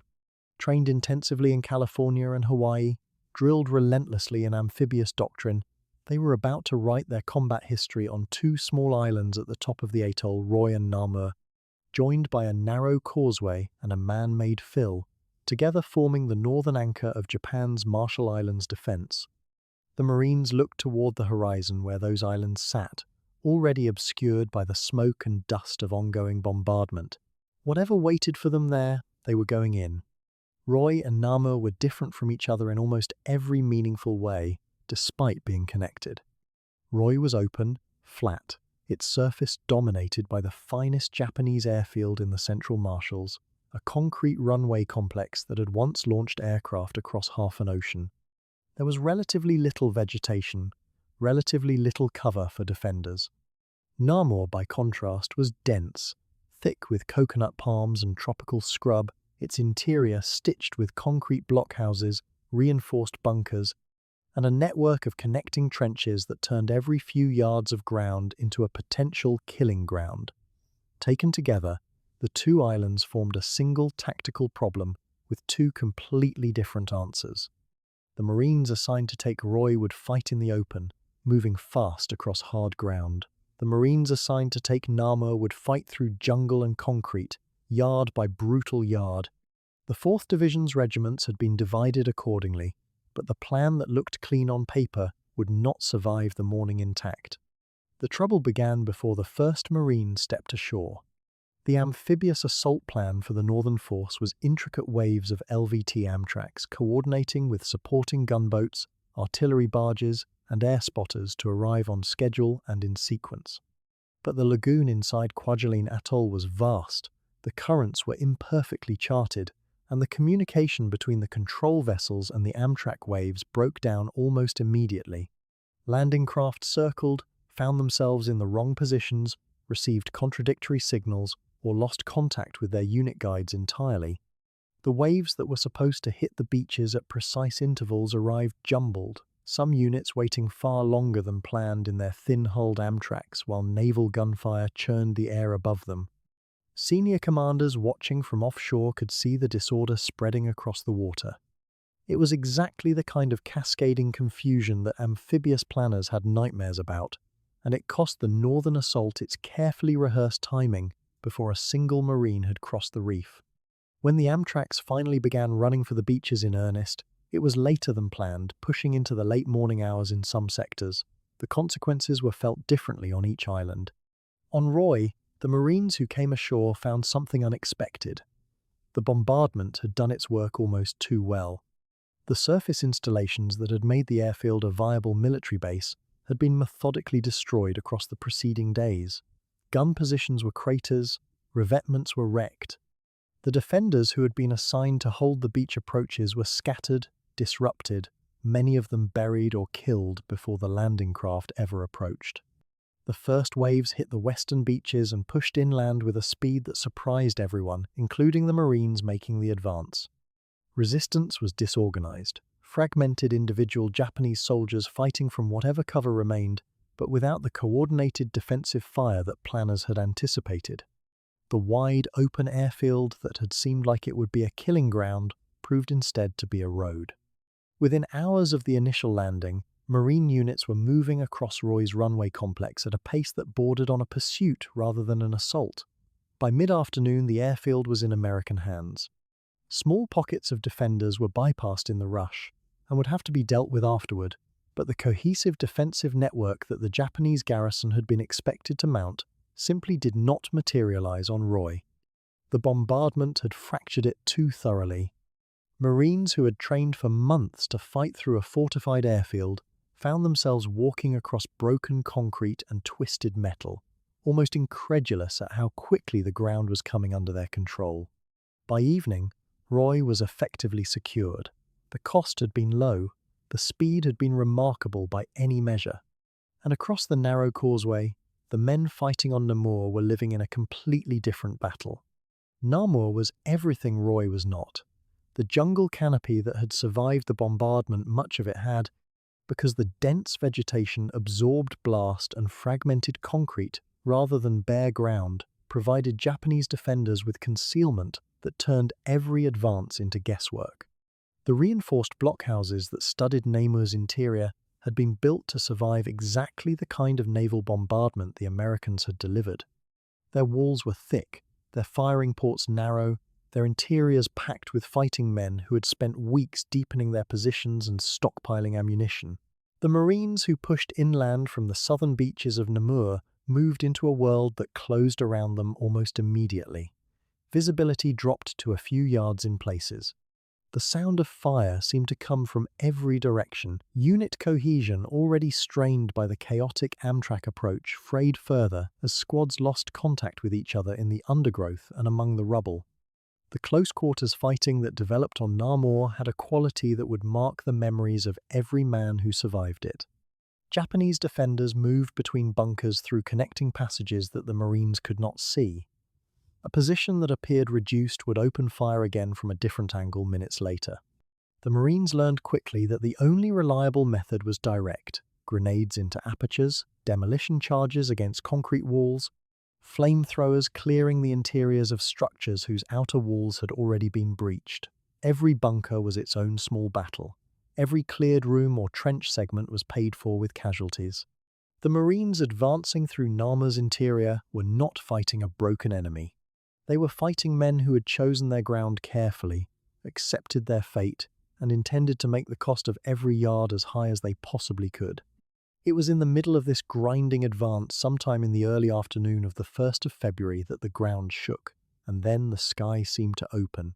A demolition team working to reduce one of the larger bunker complexes in Namur's interior touched off what they believed was a standard fortified structure. What they had actually found, though they had no way of knowing it, was a storage facility containing Japanese torpedo warheads, fully armed, densely packed, and far more volatile than any conventional ammunition bunker. The explosion that followed was not the controlled detonation of a demolition charge. It was a catastrophe. The blast was heard across the entire atoll. Officers aboard ships in the lagoon felt it as a physical pressure change. The mushroom of smoke and debris that rose above Namur was visible from Kwajalein Island, more than 70 kilometers to the south. On the island itself, Marines within a wide radius were knocked off their feet, buried under debris, or caught by the lethal rain of fragments that the detonation threw across hundreds of meters in every direction. The human cost was immediate and severe. Dozens of Marines were killed or wounded in the detonation and its immediate aftermath, a single incident that produced more American casualties than any other moment in the northern assault. The shock, physical and psychological, rippled through units across Namur. Men who had been fighting steadily, maintaining forward movement, found themselves suddenly dealing with casualties they could not have anticipated. Comrades dead or injured from an explosion that had come from their own direction of advance. Medical personnel moved through the debris field under continuing fire. Stretcher bearers worked in conditions where the ground itself was treacherous, strewn with fallen concrete and unexploded ordnance from the detonation. The burst of chaos in the middle of an already difficult fight tested the 4th Division's young leadership in ways that no training evolution had replicated. What followed in the hours after the explosion was a test of institutional composure. Marine units reorganized, accounted for their losses, and continued forward. The tactical reality had not changed. Namur still had to be cleared, its defenders still had to be reduced, and the work was still done the same way, slowly, carefully, with fire and movement and the courage of men who understood they had no other option. The tempo of the advance slowed in the immediate aftermath of the blast, but it did not stop. Squads that had taken casualties were consolidated. Officers and senior enlisted men moved through the forward positions, pushing the line ahead. The afternoon fighting on Namur was as hard and close as anything the Central Pacific Campaign had produced to that point, and it continued into the early darkness without resolution. By nightfall on the 1st of February, the 4th Marine Division held Roy completely and had pushed deep into Namur without yet securing it. The northern atoll was not finished, but its strategic heart, the airfield on Roy, was already gone from Japanese hands. The Marines dug in where they stood, organized their perimeters against the possibility of night counterattacks, and tried to rest in the ruins of a jungle that no longer looked like anything the island had been before the battle. Across the atoll, aboard the command ships and the fire support vessels, the signals traffic painted a picture of controlled progress laced with loss. The plan had fractured in the morning and been rebuilt by the afternoon. Roy had fallen faster than anyone dared predict.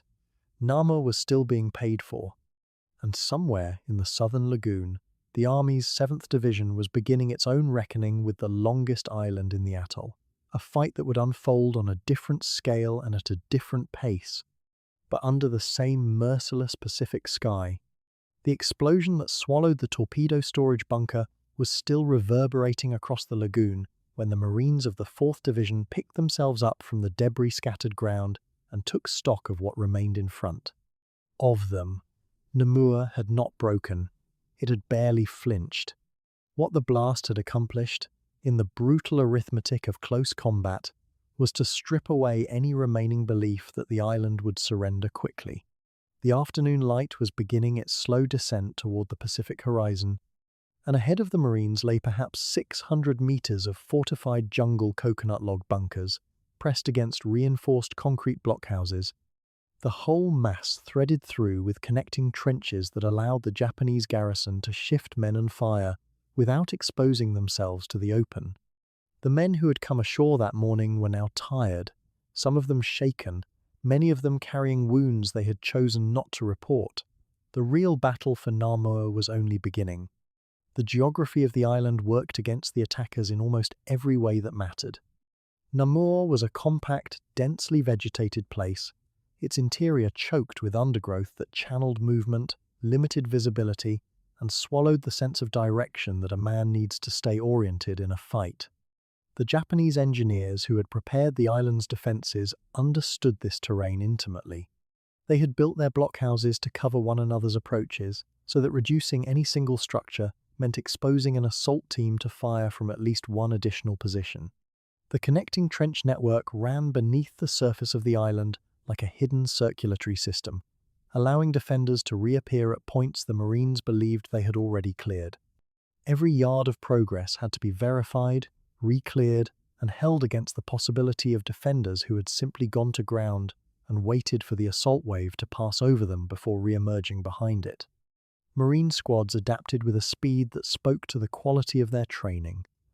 The rhythm of the advance settled into a pattern that was methodical without being slow, deliberate without being timid. A squad would identify a bunker by its fire. A base of fire element would fix the position, keeping heads down inside the apertures. A smaller team would work around the flanks, moving in broken rushes, using whatever cover the shattered vegetation offered: fallen palm trunks, the rubble of collapsed structures, the shallow lip of a shell crater. When they reached a position close enough to act, the demolition men moved up. Satchel charges placed against the walls of the concrete blockhouses, against the log frameworks of the lighter bunkers, became the signature instrument of the afternoon's fighting. The detonations were small compared to the catastrophic blast that had already marked the day, but they were constant, a rolling sequence of sharp concussions moving north through the island as the Marines worked their way forward. Flamethrowers moved with the assault teams, and their role was not incidental. Against positions where Japanese defenders had retreated into the deepest interior spaces, the sealed rooms behind thick concrete walls, the demolition charge cracked the opening, and the flamethrower operator followed with a sustained burst through the breach. The weapon was crude in the way that all instruments of close combat are crude, but it was effective against the specific tactical problem that Namur presented. Bunkers designed to withstand artillery fire, to shelter their occupants from the concussion of naval shells, offered no protection against fire, introduced directly through their own apertures and entrances. The Marines who carried the flamethrowers knew they were primary targets, that every Japanese defender in sight would concentrate fire on the man with the tank on his back, and they advanced anyway, because there was no other way to move the line forward. Sherman tanks from the division's attached armor worked through the island's interior at the pace the ground and the vegetation allowed, which was often not much faster than a walking man. The density of the undergrowth and the rubble left by bombardment meant that armor could not roam freely. It required infantry close beside it at every moment, because a tank operating alone in that constricted terrain was vulnerable to a man with a magnetic mine approaching from an angle the crew could not see. The infantry needed the tanks for the same reason the tanks needed the infantry. A blockhouse that would absorb a satchel charge and require a second team to finish could be cracked with a single direct round from the Sherman's main gun, fired at close range into the wall. The arrangement was not elegant, but it worked with a consistency that the Marines of the afternoon's fighting came to rely upon with something approaching grim confidence. The casualties concentrated themselves, as casualties in close terrain tend to do, at the point of decision, the northern end of the island, where the Japanese defensive effort was thickest and the remaining garrison had drawn back into a final coherent line. Corpsmen moved through the fighting as the afternoon wore on, reaching the wounded under fire when they could, calling for litter teams when the situation permitted, sometimes simply staying with a man until it was safe to move him. The nature of the fighting, the short distances, the sudden appearances of fire from positions believed cleared, the near-constant detonations made medical evacuation a sustained challenge through the middle hours of the day. The men who were killed, mostly, were killed close to the work they had been doing. That is the hard particular truth of bunker reduction. The distance between success and becoming a casualty is sometimes measured in a single step. As the afternoon moved into evening, the pace of resistance began to change in quality, even as it remained fierce in intensity. The Japanese defensive system was losing its coherence. Individual positions were still would fight, many of them, until there was no one left inside who could but the ability to coordinate fire between positions, to shift men through the trench network in organized response to the Marine advance, had been progressively dismantled. What had begun as a layered, interconnected defense was becoming something else by the time the light began to fail. A series of isolated last stands, each one intense but unable to influence the others.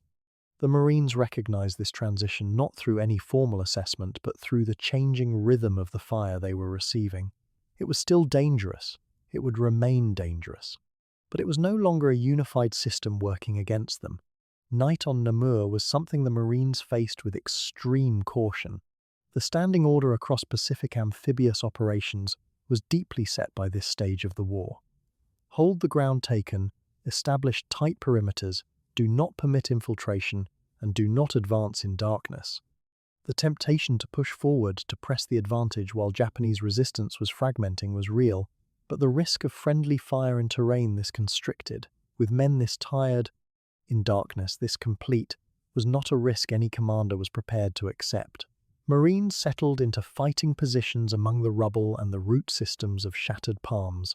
They listened to the sounds the island made at night, which were the sounds of a place that had been broken but not yet stilled. The hours that followed were long and irregular, punctuated by flares, by outbursts of fire at shapes real or imagined, by the disciplined alertness that kept tired men awake against the insistence of their own exhaustion. Dawn came and the advance resumed. What remained of organized Japanese resistance had compressed itself into the northeastern corner of the island, and the Marines who moved against it in the early morning of the 2nd of February, 1944, were moving against men who had spent the night without resupply, without reinforcement, and without any communication from a higher command that could offer them anything except the cultural and military framework that told them what was expected in these final hours.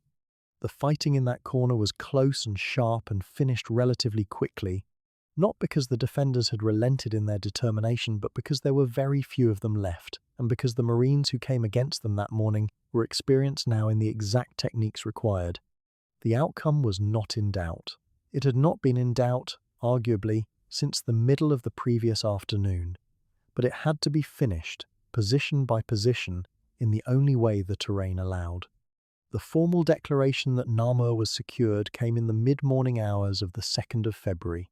The announcement moved through radio networks and up chains of command as such announcements do, translated from the particular chaos of a cleared island into the clean language of operational reports. What those reports recorded was this.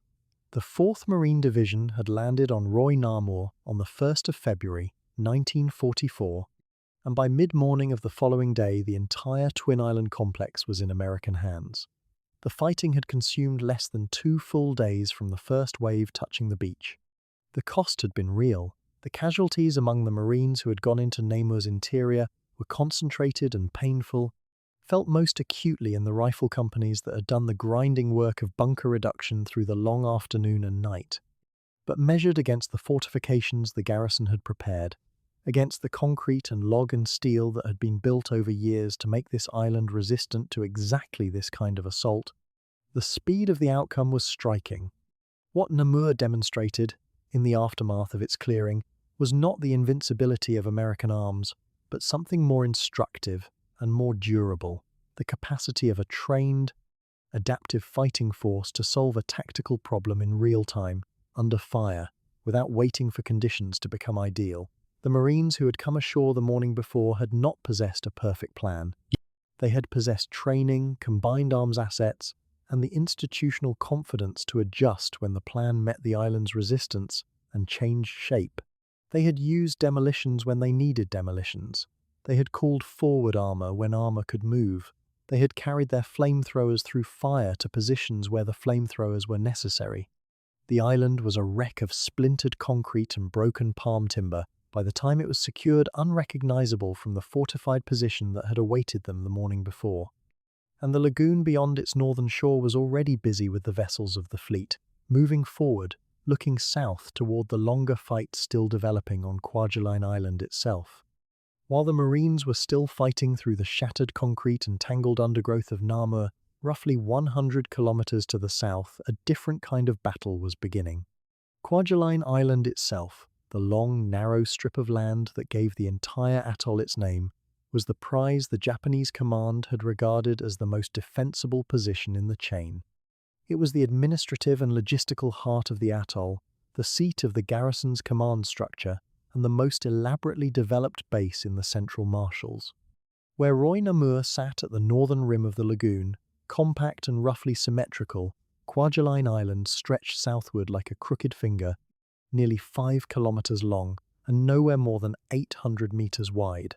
Every meter of that narrow strip had been put to use. Warehouses, barracks, command posts, communications facilities, ammunition dumps, and shore batteries had been built, reinforced, and built again across 2 decades of quiet, unhurried Japanese preparation. The men of the Army's 7th Infantry Division were going to have to take it back, one concrete wall at a time. The 7th Division arrived at Kwajalein, carrying a reputation that few Army units could match. They had earned it in the frozen misery of the Aleutians, where they fought through the volcanic mud and killing fog of Attu less than a year before. That campaign had cost them dearly and taught them hard lessons about fighting a determined enemy in terrain that offered no comfort and no mercy. What they carried from Attu was not just battle experience, but a particular institutional temperament, patient, methodical, disinclined toward the kind of aggressive improvisation that could get men killed for the sake of speed. Their commanding general understood that Kwajalein Island was not a target to be rushed. It was a target to be dismantled. The approach they would apply in the coming days reflected that understanding, and it would prove to be among the most important tactical lessons of the entire Central Pacific campaign. The landings began on the morning of the 1st of February, 1944, with the sun still low and the lagoon throwing broken light across the water. The assault waves formed up in their landing craft and Amtraks offshore, organizing into the carefully rehearsed sequences that weeks of training in Hawaii had drilled into every coxswain and squad leader. The western end of Kwajalein Island, designated by American planners as the assault beaches, had been chosen because it offered the shortest approach across the reef and placed the attackers at the narrow tip of the island, meaning that from the moment they stepped ashore, they would be advancing along a long axis with their flanks naturally protected by water on both sides. It was, in principle, a clean tactical geometry. In practice, the reef made things complicated immediately. The water depth was unpredictable, the coral uneven, and despite the days of bombardment that had preceded this morning, the Japanese defenders who had survived in their buried positions were now very much awake. The first waves hit the beach under fire that was lighter than the planners had feared, but heavier than the men crossing the reef would have preferred. Japanese machine gun positions and riflemen who had sheltered in reinforced positions through the bombardment opened up as the Amtraks ground across the coral and onto the sand. But the naval gunfire support that morning was close, responsive, and heavy. Destroyers had moved into positions of exceptional proximity to shore, their guns trained on specific target grids, ready to shift fires within minutes of a call from the beach. The coordination between the assault infantry and their naval support had improved considerably since Tarawa, where breakdowns in communication had left men exposed and unsupported at the waterline. Here, the system worked much closer to the way it was designed to work. The initial waves pushed off the beach and into the devastated interior within a manageable period, and the beachhead, though narrow and contested, held. What the men found when they moved off the beach was a landscape that looked as though it had been processed by some enormous, indifferent machine. The preliminary bombardment had been ferocious in its duration and weight, and its effects on the surface of the island were total in some areas and incomplete in others, in ways that were difficult to predict from a distance. Buildings that had stood above ground were gone reduced to rubble piles, their materials flung across wide areas, their shapes recognizable in only the roughest sense. Palm trees had been stripped to pale, splintered poles or knocked flat entirely. Equipment, vehicles, and stores lay scattered and burned across the open areas. A visitor from another world might have struggled to identify what had once stood on this ground, or what purpose any of it had served. But the bombardment, for all its visible fury, had not reached everything. Beneath the churned surface, in the reinforced concrete bunkers and the covered fighting positions and the deep shelters the Japanese engineers had built into the island's foundations, men had waited out the storm. And now those men were ready. The 7th Division's advance moved eastward from the western beaches with a deliberateness that distinguished it sharply from what was happening simultaneously on Namur. There was no sprint, no attempt to roll across the island before the enemy could organize. The regimental and battalion commanders were pushing their units forward steadily, keeping formations intact, maintaining contact between adjacent units, and refusing to let the urgency of speed compromise the cohesion that would save lives when the fighting got close. Engineers moved with the infantry from the beginning, their presence not an afterthought, but a built-in feature of the assault plan. Tank support was also integrated from early in the advance, the Sherman tanks that had been delivered onto the beach, threading forward through the debris to take up positions alongside the infantry squads. This was the combined arms team that the 7th Division intended to fight, with infantry, armour, and engineers moving as a single organism and in the western portion of the island. Against resistance that was scattered rather than organised, it moved well. The first hours on Kwajalein Island revealed a pattern that would define the entire battle. The Japanese defenders at the western end of the island, those closest to the initial American landing points, had been most severely affected by the bombardment. Many positions there had been destroyed outright, and the survivors who emerged to fight were responding to circumstances rather than executing a coherent defense. But as the 7th Division pushed east and began entering the island's more densely built-up central section, the character of the resistance changed. The bombardment had done less damage here, not because it had been less intense, but because the construction was heavier and the positions were deeper. Bunkers built with reinforced concrete walls of considerable thickness had absorbed enormous punishment and remained structurally sound. The men inside them had not broken. They had simply waited, and now they were fighting from positions that the American advance would have to address directly, one by one, with no shortcut available. By the middle of the afternoon on that first day, the outline of a coherent Japanese defensive line had become apparent to the 7th Division's commanders. It was not a single continuous trench in the traditional sense, but something more complex, a series of mutually supporting strongpoints, bunkers whose fields of fire overlapped, fighting positions connected by covered passages, and open ground between them that had been cleared to provide kill zones.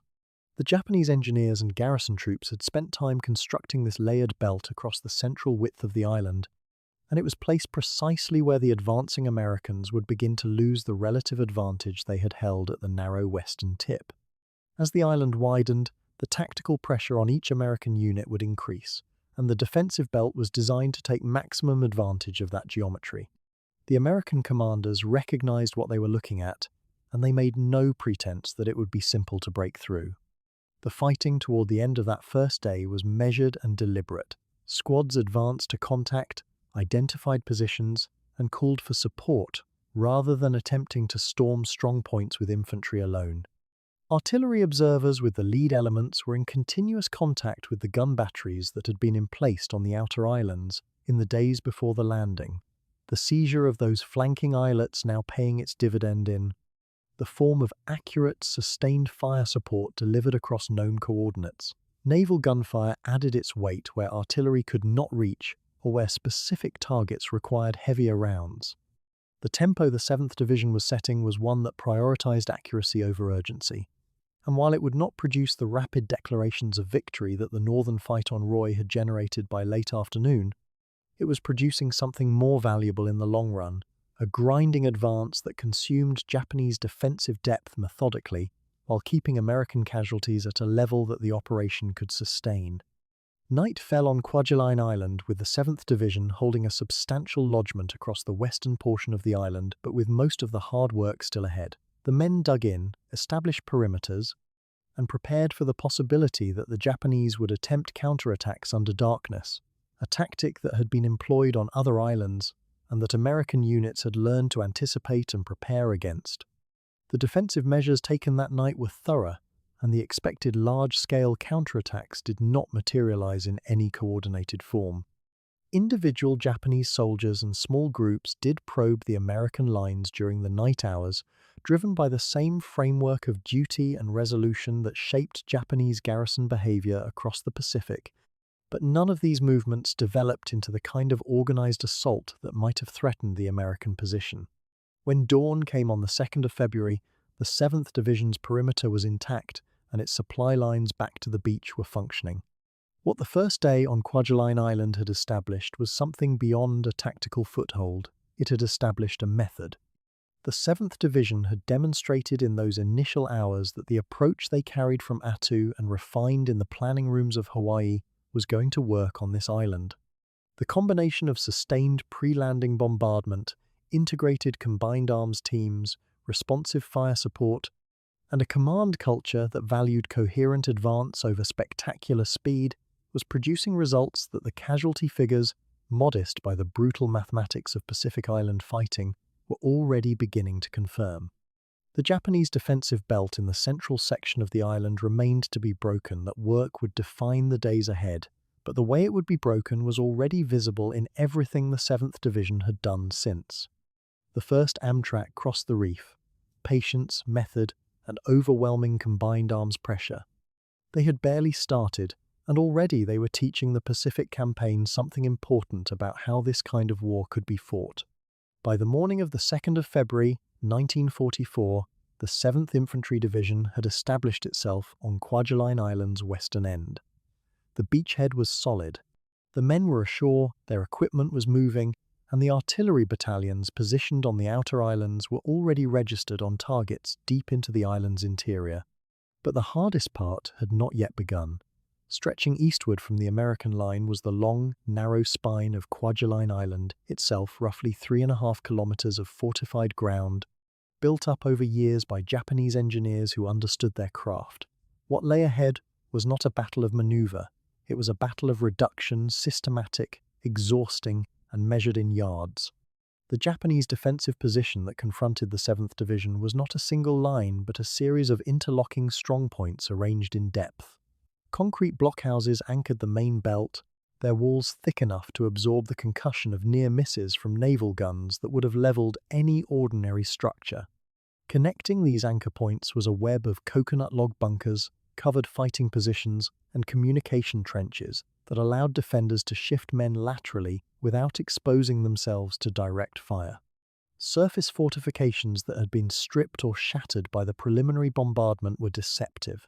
The underground positions beneath them remained intact, and from these sheltered spaces Japanese soldiers waited with their weapons and their orders, which left no ambiguity about what was expected of them. The Americans had destroyed the scenery. The garrison was still there. What the 7th Division brought to this fight was a methodology that had not existed 12 months earlier. The bitter lessons of Tarawa, where Marines had advanced in rushes across open ground against bunkers that naval gunfire had failed to destroy, had been absorbed into training doctrine with uncommon speed. The answer the army had arrived at was the combined arms team, a tight, interdependent grouping of infantry, tanks, and combat engineers operating as a single organism. Infantry would identify and fix a strongpoint, drawing its fire and establishing its dimensions. Tanks would move forward under that infantry cover to engage the position at close range with their main guns. Engineers would follow close behind, ready to finish what the tank rounds began, placing demolition charges in apertures, using flamethrowers against any personnel who survived, and ensuring that a cleared position stayed cleared. No element of the team moved without the others. No strong point was considered neutralized until all three had worked it over. The medium tanks of the attached armored units proved indispensable in a way that went beyond their firepower. On an island barely 400 meters wide at its broadest point, there was no room for armored maneuver in any conventional sense. The tanks could not flank an enemy position, they could only advance directly toward it, often along paths that Japanese gunners had already ranged. What protected them was the infantry working alongside, suppressing anti-tank teams and keeping the tanks oriented toward the most immediate threat. The relationship was genuinely reciprocal. Without the tanks, infantry assaults on reinforced concrete positions would have stalled or bled out. Without the infantry, the tanks would have been hunted by close-range weapons in the rubble and vegetation that still cluttered the island's interior. Together, they could move. Separately, neither could have achieved what was needed. A less celebrated but equally essential element of the assault was the armored bulldozer. Engineers had brought these machines ashore specifically for the task of collapsing fortifications that even tank rounds could not fully destroy. When a blockhouse had been suppressed, when its defenders were pinned or driven to the lower chambers, an armored bulldozer would move forward and begin pushing debris against the structure's entrances and ventilation points. This was not elegant work. It was grinding, mechanical, and often conducted under intermittent fire from adjacent positions not yet cleared, but it worked. A blockhouse that had been sealed with compacted rubble could not be reoccupied, could not shelter a counterattack, could not become a problem again once the line moved forward. The engineers understood that in this kind of battle, thoroughness was not a luxury, it was the only thing that kept yesterday's problem from becoming tomorrow's casualty. Above the fighting, and behind it, the artillery network maintained a kind of controlled pressure that never fully released. The guns emplaced on the outer islands, positioned precisely for this purpose over the preceding days, fired concentrations immediately ahead of the advancing line, walking destruction eastward in coordination with the ground unit's progress. Forward observers moved with the infantry, adjusting fire in real time, collapsing the margin between friendly positions and impact zones to distances that made the men on the ground deeply uncomfortable, but kept the enemy unable to consolidate. When a strong point proved more resistant than expected, additional fire missions could be called within minutes. When the line needed to pause and reorganize, the artillery continued working the ground ahead, denying Japanese defenders any respite in which to repair, reposition, or reinforce. The guns were not merely supporting the assault, they were part of it in the most fundamental sense. The pace of advance on the 2nd of February was deliberate but meaningful. The 7th Division's regiments moved in bounds, each bound ending when the forward elements had consolidated on a new line, and the engineers had finished work on the positions just taken. This rhythm advance, consolidate, clear, advance again looks slow against the backdrop of a 3-day battle, but it was built around a principle that the planners at Tarawa had learned at terrible cost. Ground taken quickly, but incompletely, is ground that will demand a second payment in blood. Commanders in the 7th Division had internalized this, and they held their units to the methodical pace even when individual soldiers or junior officers pushed for faster movement. The discipline held, and so did the casualty rate, which, hour by hour, was running well below what the pre-operation estimates had projected. By the morning of the 3rd of February, the Americans had pushed well past the island's midpoint. The terrain they were moving through bore almost no resemblance to a functioning military base. Buildings had been reduced to foundations or abstract shapes of twisted metal and fractured concrete. Trees were stumps, stripped bare of anything above shoulder height. The ground itself was broken and cratered in ways that made movement exhausting every step, required judgment about whether the disturbed earth was solid footing or the edge of a collapsed structure. Japanese defenders moving through this same landscape were doing so from prepared positions that they knew intimately, while the Americans were navigating territory they had only seen from aerial photographs and maps. The advantage of familiarity gave the defenders a compensating factor, even as their numbers and material strength steadily diminished. The fighting on the 3rd was harder in particular pockets than the overall advance rate suggested. The central section of Kwajalein Island had contained the most developed administrative and military infrastructure warehouses, communications facilities, reinforced command positions, and these structures, even in ruin, provided the Japanese garrison with the most durable defensive terrain on the island. Soldiers of the 7th Division encountered situations where a single, well-defended blockhouse held up an entire company for hours, not because the defenders had hope of tactical success, but because they had chosen their ground well and intended to use every remaining minute and every remaining round. Each of these positions had to be worked through the same combined arms process, without shortcuts, without the option of simply bypassing and leaving it for someone else to deal with. The island was too narrow for that. There were moments during the 3rd when the compression of the battlefield created its own hazards.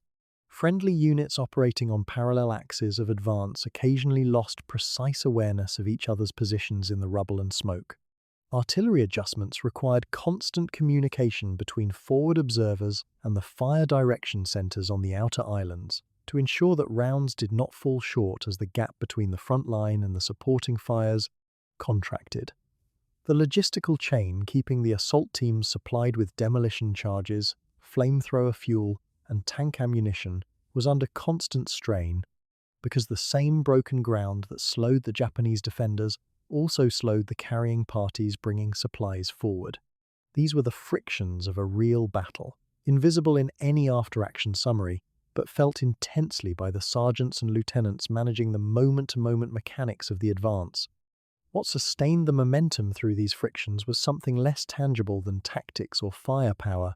It was institutional confidence. The men of the 7th Division were not raw troops. They had fought in the Aleutians, in cold and fog that was in every physical respect the opposite of this equatorial island, but the experience had given them something that no amount of training in Hawaii could fully replicate, a functional understanding of what a contested advance actually felt like. They knew the difference between fire that was dangerous and fire that was suppressed. They knew how to read the ground for likely enemy positions, how to communicate under stress, how to keep a team coherent when individuals became casualties. This was not confidence born of inexperience, it was the harder, quieter confidence of men who had already been tested and had come through. It showed in how they handled the Japanese defensive belt, not recklessly, not timidly, but with the particular steadiness of soldiers who believed in their method. As the light faded on the 3rd of February, the 7th Division held a line within reach of the island's northeastern end. The organized defensive belt that had confronted them 48 hours earlier had been broken not at a single dramatic point, but incrementally, position by position, through the accumulated application of steel, concrete-piercing ordnance, engineering effort, and disciplined infantry work. The remaining Japanese defenders had been compressed into an ever smaller pocket, their communications disrupted, their capacity for coordinated resistance largely gone. What continued now was not a defense in any operational sense. It was a final resistance, conducted by men who had no expectation of relief and no intention of surrender, and who would have to be cleared from the ground at close range, one position at a time. In the same painstaking way, the last 3 days had been conducted. The morning of the 4th would bring that work to its conclusion. The island was almost taken. The cost had been real, but it was a fraction of what Tarawa had demanded, and every man on that island, from the division commander to the youngest rifleman, understood precisely why. To understand what happened on Kwajalein, you have to look past the American advance and spend a moment with the men who were waiting for it. Not as an abstraction, not as a faceless enemy, but as soldiers trained, disciplined, and fully aware of what was coming. They had watched the horizon for days. They had heard the carrier aircraft before they saw them, the sound arriving like distant thunder that never quite stopped. They had felt the atoll tremble beneath their feet as the battleships found their range. And through all of it, they had received no orders to withdraw, no promise of rescue, no indication from higher command that relief was even being considered. What they had instead was a framework cultural, institutional, and deeply personal that told them exactly what was expected of them. They would hold, they would fight, they would not surrender. Everything after that was simply a matter of how long the ground could be contested. The garrison at Kwajalein had not always felt so exposed. In the months and years before the American assault, there had been genuine confidence in the atoll's defensive value. The Marshall Islands sat far enough from the nearest Allied-held territory that a sustained offensive seemed, to many Japanese planners, logistically impractical. The outer atolls, Mili, Maloelap, Jaluit, Wotje, were seen as an early warning ring, a layered buffer that would bleed any advancing force before it ever reached the inner islands. Air power based at Roy would provide a further shield. Resupply lanes, while not comfortable, remained open.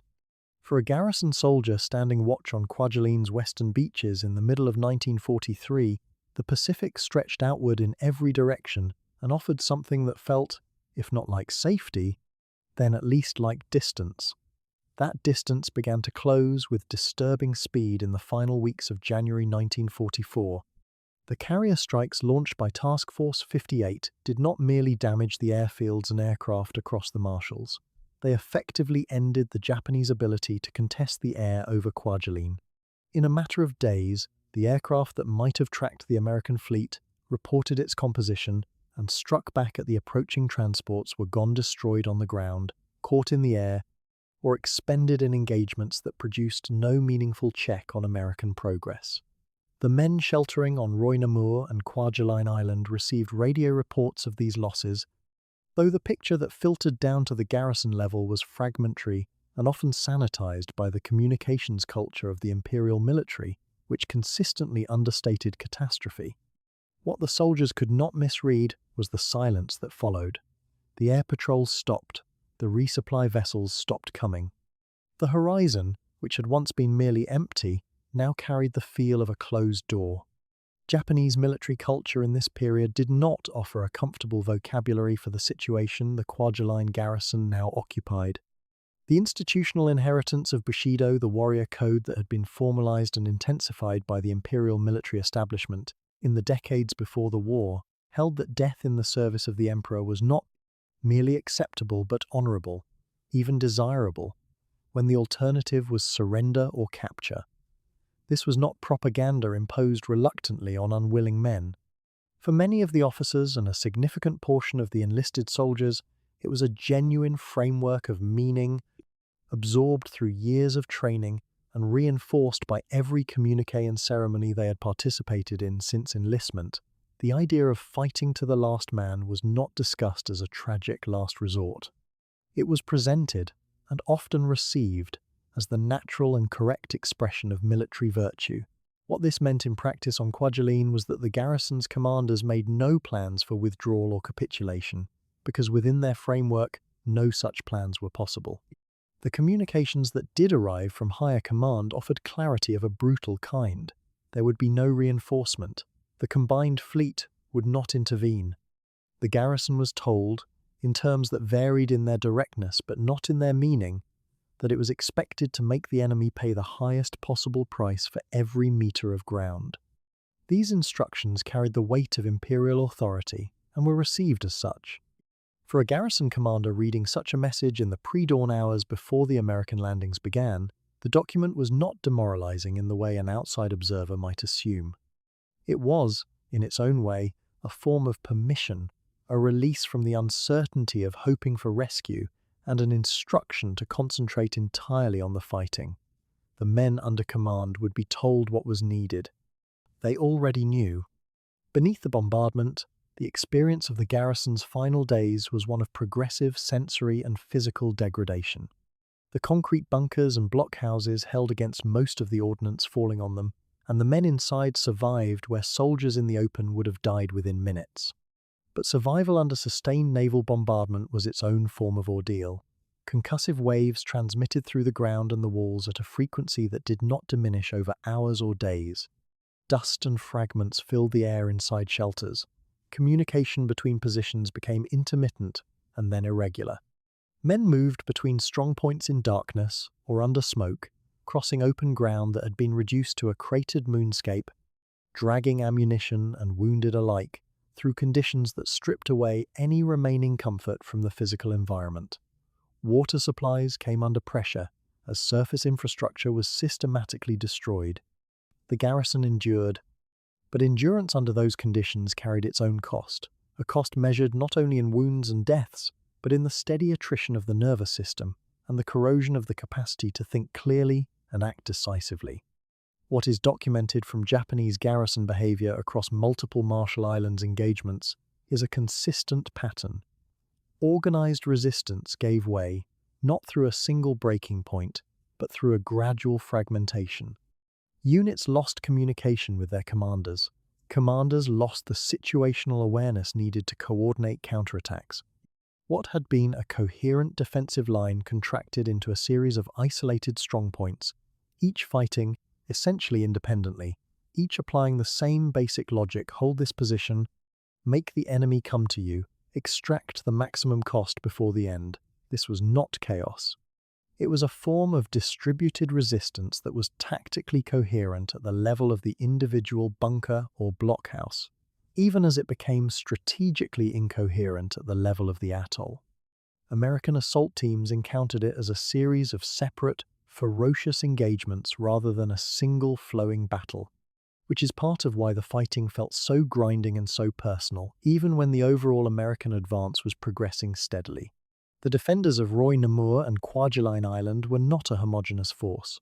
The garrison included naval infantry, construction troops, aviation ground crews whose aircraft had already been destroyed, and mixed detachments of various specialties whose primary roles had been eliminated before the fighting even began.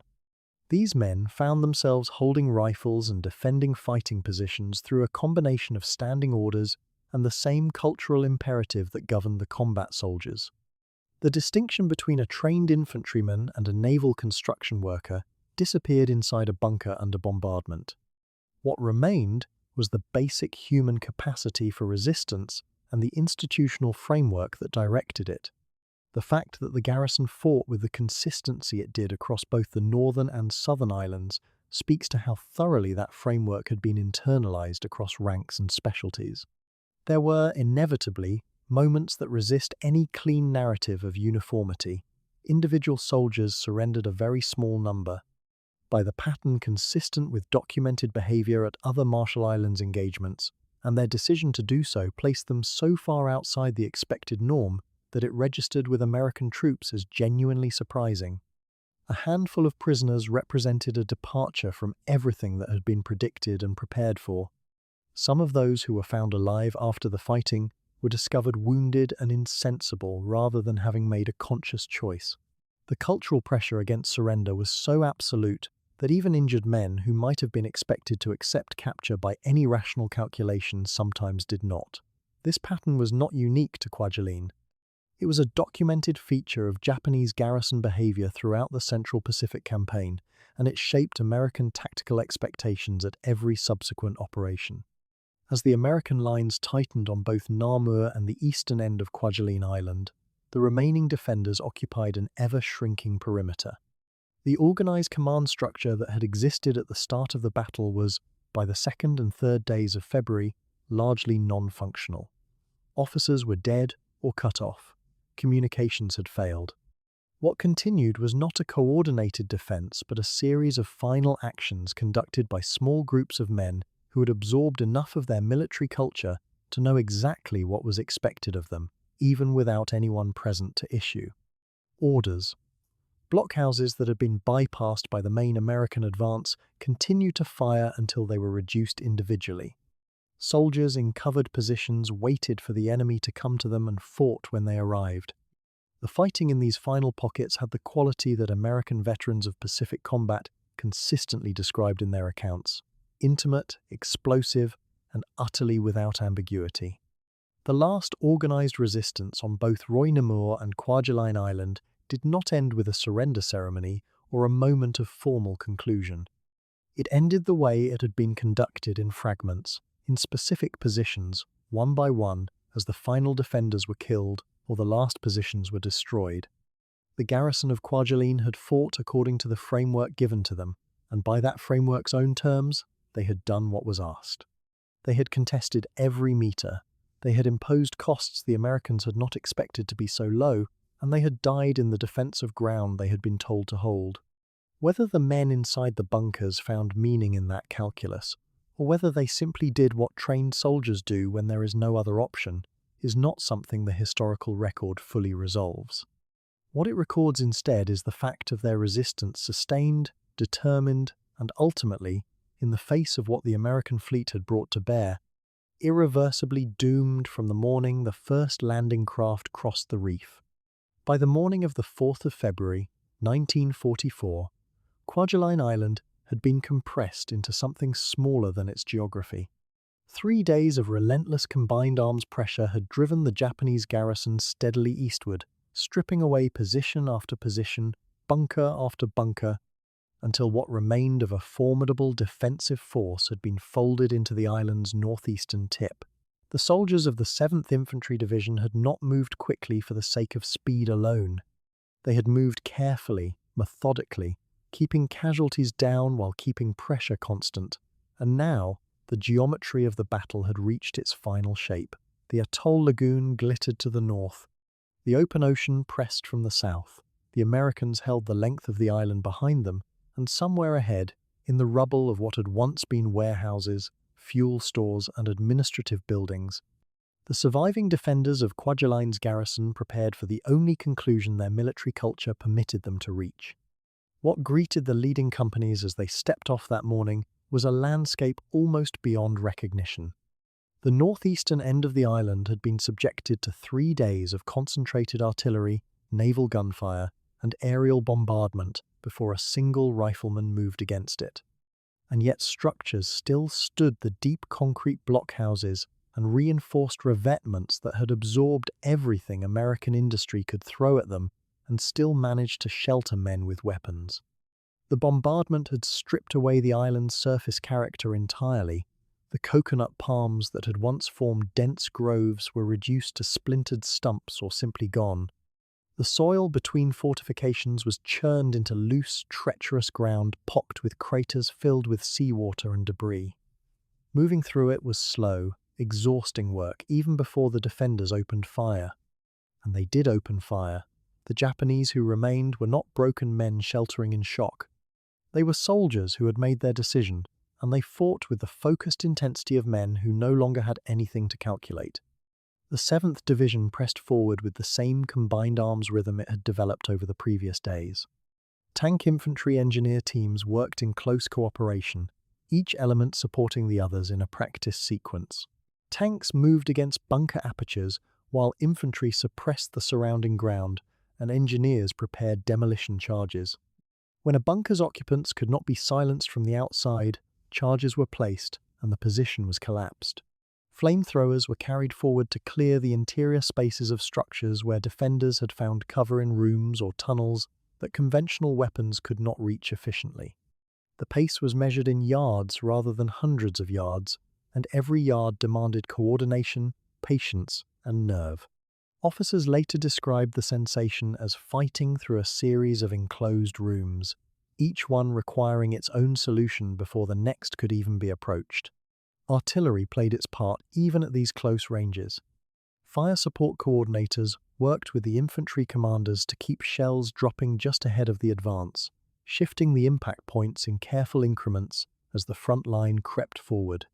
The howitzers positioned on the outer islands days earlier had been central to this process from the beginning, and on the 4th of February they continued that role, integrating with the organic regimental artillery to maintain a continuous pressure that prevented any Japanese counter-movement, prevented reinforcement between positions, and kept defenders pinned when they might otherwise have repositioned or reorganized.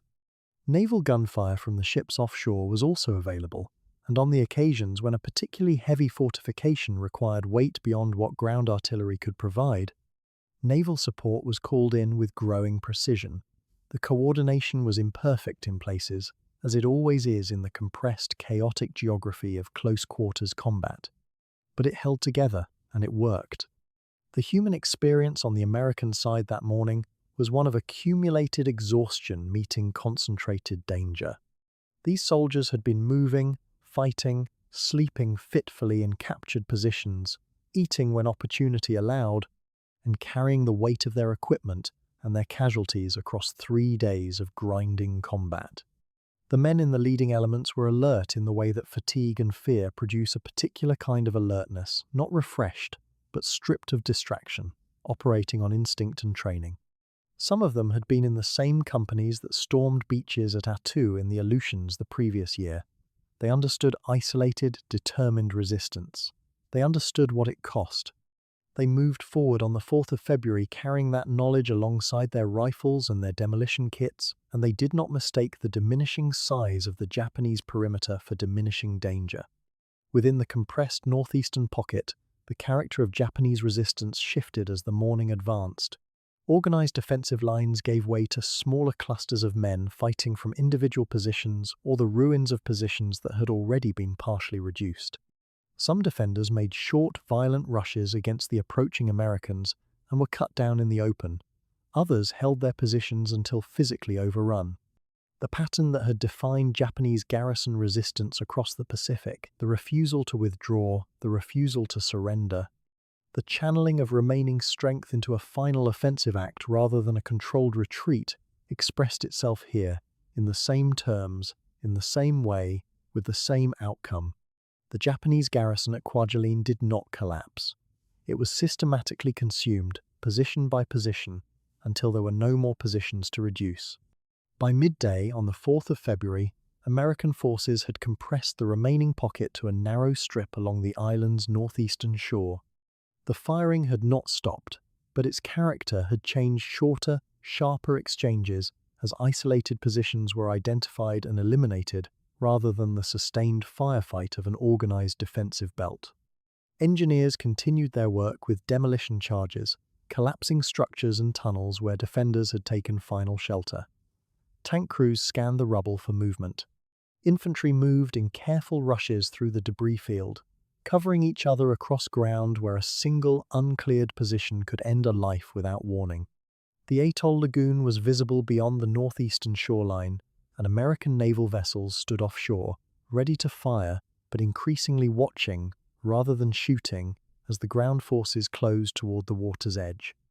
The declaration that organized resistance on Kwajalein Island had ended came in the afternoon of the 4th of February, 1944.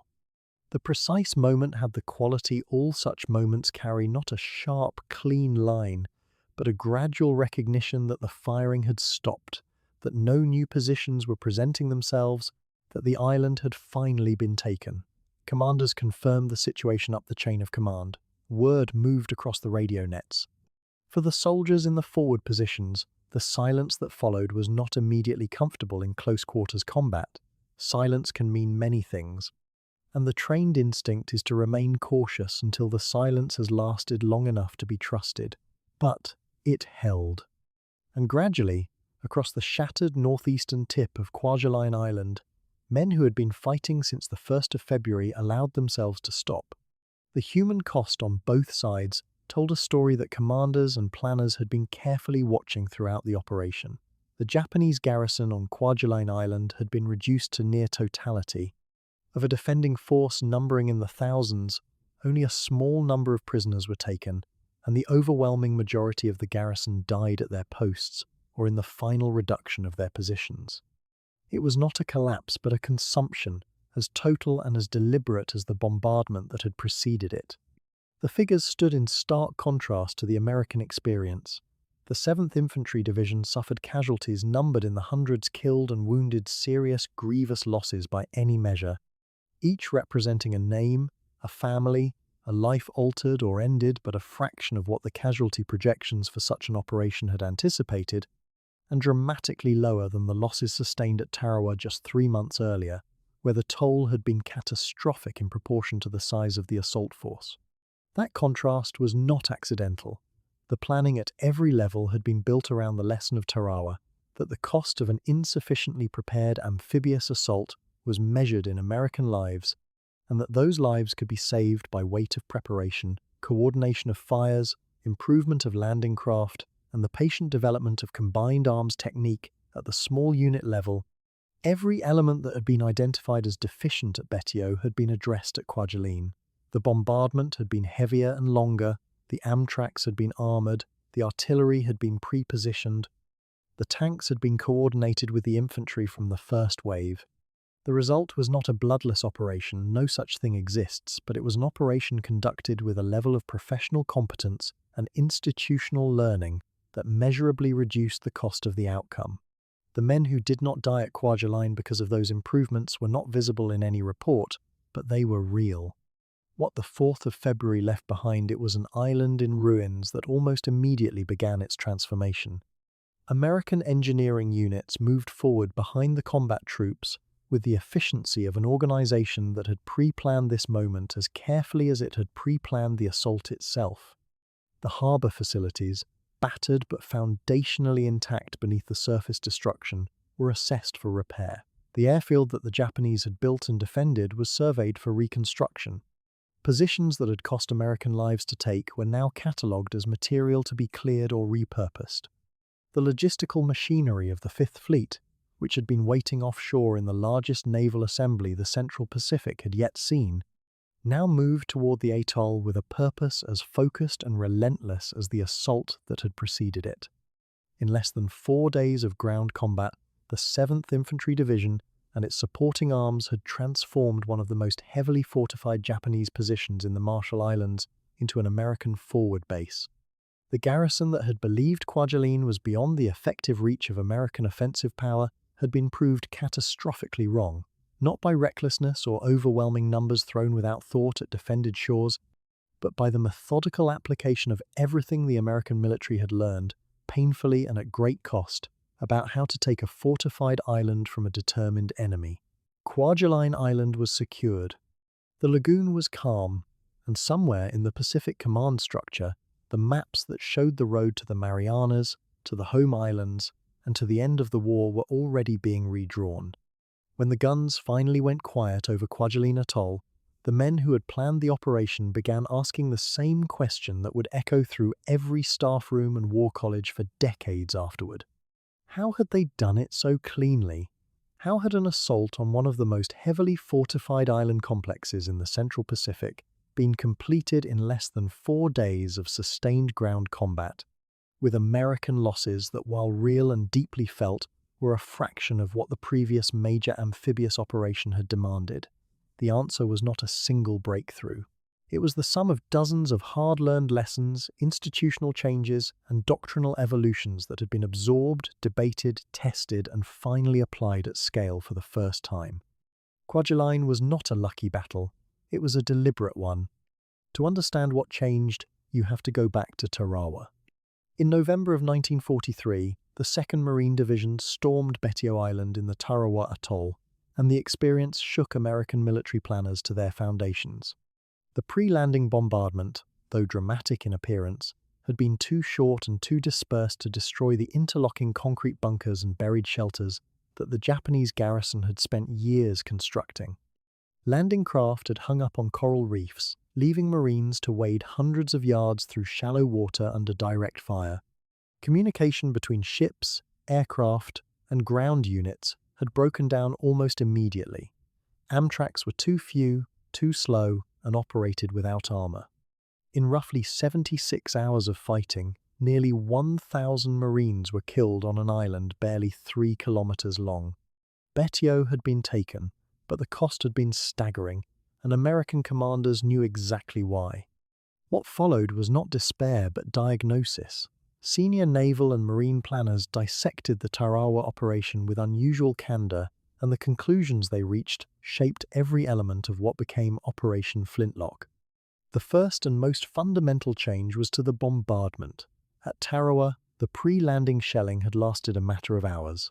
At Kwajalein, American warships, including battleships whose heavy guns could penetrate even the thickest reinforced concrete, pounded the atoll's islands for days before a single Marine or soldier set foot on the beaches. The weight of ordnance delivered per square meter of target island was, by any measure, without precedent in Pacific warfare to that point. Vegetation was stripped to the waterline. Surface structures simply ceased to exist. The transformation of Roynamur and Kwajalein Island from fortified positions into churned, cratered moonscapes was the direct result of a decision made in planning rooms months earlier that no beach assault would proceed until the defenders' ability to mount coordinated resistance from prepared surface positions had been systematically broken. But bombardment alone was not the answer. Tarawa had proved that much. What mattered as much as the quantity of fire was the quality of its coordination. By the time of Flintlock, American naval gunfire liaison procedures had been fundamentally revised. Shorefire control parties, teams of specialists who could communicate directly between the ground and the ships offshore, were better trained, better equipped, and more tightly integrated with the infantry units they supported. Aircraft spotters and naval gunfire observers shared communications networks that had been redesigned after the failures at Tarawa, exposed the previous system's fatal fragmentation.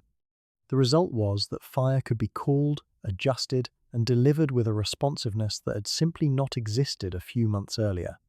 When a Marine squad or an Army rifle team encountered a bunker that the bombardment had missed, there was now a real and functioning mechanism for bringing naval guns or carrier aircraft onto that specific target within minutes rather than hours or never.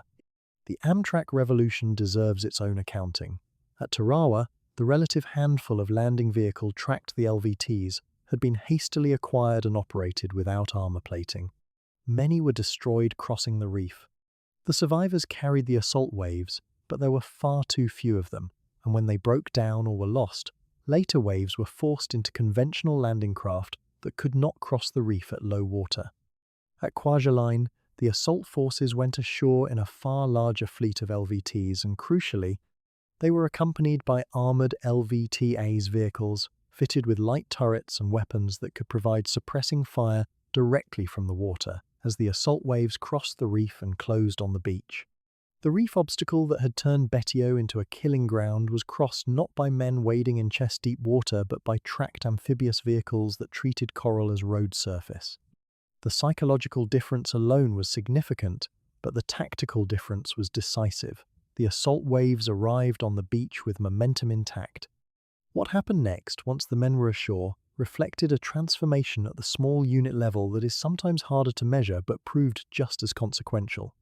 The combined arms team, the coordination of infantry, engineers, armor, and fire support at the squad and platoon level, had been trained into the assault forces during the months of preparation in Hawaii and along the California coast.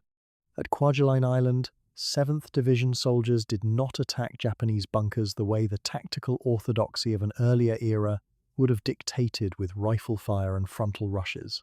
They worked as teams. Engineers with demolition charges moved forward under covering fire from infantry. Tanks came up and put direct fire through apertures. Flamethrowers were used to clear positions that could not be breached any other way. The sequence was practiced, almost methodical, and it kept men alive in a combat environment where improvisation without coordination was a death sentence. The role of armor deserves particular emphasis. At Tarawa, tanks had been available in theory, but had been largely unable to influence the battle due to the conditions of the landing and the breakdown of infantry armor communication. At Kwajalein and Roynamur, tanks were integrated into the assault from early in the fighting, and infantry units had trained with their attached armor to the point where combined movement was reflexive rather than improvised. When a tank moved to reduce a bunker, the infantry around it moved with it, protecting the vehicle from close assault attack while the tank's weapons did work that rifles could not. The difference this made in the time required to clear fortified positions and in the lives of the men doing the clearing was measurable and significant. Logistics, the least cinematic dimension of any military operation, played a role in the Kwajalein victory that was every bit as important as the fighting itself. The seizure of the outer islands within the atoll in the days before the main assault had not been merely a tactical precaution. It had created a network of close-in artillery bases that sustained fire support throughout the ground campaign. Guns emplaced on those tiny islets could range across the full width of Kwajalein Island and across the Roynamur complex, providing a continuous fire support umbrella that naval gunfire alone could not maintain with the same precision during the fluid, close-in fighting of the assault's later stages. Supply chains for ammunition, food, water, and medical support were choreographed in the planning phase with a detail that reflected institutional learning purchased at great cost in earlier operations. When units needed resupply, it arrived. When casualties needed evacuation, the system worked. The pre-landing isolation of the atoll was itself a force multiplier whose importance cannot be overstated. Task Force 58's carrier strikes in the days and weeks before the landings had not only destroyed Japanese aircraft and damaged airfields across the Marshalls, they had severed the communications and resupply links that might otherwise have allowed Kwajalein's garrison to receive reinforcement, updated intelligence, or even coherent guidance from higher command. The Japanese defenders fought in a void. They could not know the exact shape of the American assault until it was upon them, could not reposition reserves in response to the developing situation, and could not call on external air or naval support when the landings began. American planners had deliberately engineered this isolation, and it paid dividends at every stage of the battle. All of these elements, the extended bombardment, the coordinated fire support, the Amtrak fleets, the combined arms, small unit tactics, the artillery bases, the logistical architecture, the pre-landing isolation were not independent innovations. They were parts of a system, and it was the system that made Kwajalein decisive. Individual improvements in isolation had existed before. What was new at Kwajalein was the degree to which all the parts had been made to work together, simultaneously, in a single large-scale operation. The sum was genuinely greater than the parts. When American commanders looked at the results, an atoll of this size and fortification taken in under 4 days, with losses dramatically below those at Tarawa, they recognized that they had arrived somewhere new. The contrast with Tarawa, when measured in the currency that matters most, is worth sitting with for a moment. At Betio, a garrison of roughly 4,500 Japanese defenders in heavily fortified positions had held the island for more than 3 days and inflicted close to 3,000 American casualties, killed and wounded combined. At Kwajalein Atoll, a larger and more geographically complex defensive network had been overcome in comparable or shorter time with significantly fewer American losses, despite the fact that the American forces had struck deeper into Japanese-held water than any previous Central Pacific operation. The improvement was not marginal, it was structural. It reflected a military institution that had looked its failures honestly in the face and rebuilt itself around what it had learned. American commanders recognized this immediately, and the implications flowed forward through every subsequent planning cycle in the Central Pacific Drive. Kwajalein became the baseline, the reference point against which future operations would be measured and from which future assault plans would be drawn. The doctrine codified from its conduct, the weight of preliminary fire, the structure of the Amtrak assault waves, the combined arms teams, the outer island artillery bases, the isolation of the objective before the first wave crossed the line of departure, appeared again at Saipan, at Guam, at Tinian, at Peleliu, at Iwo Jima, and at Okinawa. Each of those operations brought its own brutal surprises. None of them had to relearn what Kwajalein had proved. The men who fought there, the planners who built the operation, and the commanders who saw it through had handed something durable forward through the remaining years of the war. They had made the next step possible.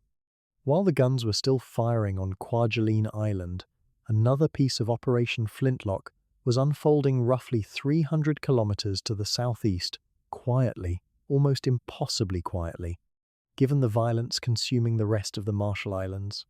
Majuro Atoll, a sprawling ring of low coral islands enclosing a vast natural lagoon, had been identified by American planners not as a fortress to be reduced, but as a prize to be claimed. Intelligence suggested the Japanese had never garrisoned Majuro in strength, and in the compressed urgency of Flintlock's planning, the decision was made to seize it simultaneously with the main assault on Kwajalein. A small reconnaissance and assault force moved in on the 1st of February, 1944. Braced for resistance that never came, they found a handful of Japanese civilians, a few stragglers, and an atoll that had effectively been abandoned. The American flag was raised over Majuro, without a single shot exchanged. It was the kind of victory that produced no headlines, no medals, no dramatic final charges, and yet it may have shaped the subsequent course of the Pacific War more profoundly than almost anything that happened on the beaches to the north. The value of Majuro was not symbolic. It was physical, spatial, oceanic. The lagoon enclosed within its coral ring was enormous, capable of sheltering an entire fleet, with room to spare. American naval engineers and CB construction battalions moved in behind the assault force with characteristic speed, surveying anchorages, marking channels, and beginning the conversion of what had been an empty stretch of Pacific water into one of the most important forward logistics hubs the United States Navy had ever established. Within days, supply ships were anchoring in the lagoon. Within weeks, it was functioning as a forward base capable of refueling, rearming, and reprovisioning the warships of the Fifth Fleet without those ships needing to steam all the way back to Pearl Harbor or the bases in the South Pacific. The mathematics of this were staggering. Every mile saved in transit time translated directly into operational tempo, into the ability to strike sooner, harder, and more often. Majuro compressed the distances of the Pacific War in a way that no battle, however brilliantly won, could have achieved on its own. Admiral Raymond Spruance understood this dynamic as clearly as anyone. The Central Pacific Drive was not merely a campaign of islands seized and flags planted, it was a campaign of logistics mastered, of the tyranny of ocean distance progressively overcome. Majuro gave Spruance something he had not possessed before the Marshall's operation: a credible forward anchorage deep inside what had until days earlier been Japanese-controlled waters. Warships that might once have required lengthy transit to reach the next objective could now stage forward, fuel, and fight. The fleet trained the tankers, ammunition ships, and repair vessels that kept the Navy's striking power alive could operate from a base that was geographically positioned to support operations across the entire Central and Western Pacific. It was, in the plainest terms, a gift of geography that American planners had the wisdom to reach out and take. Yet Majuro was only one dimension of the broader Flintlock calculation.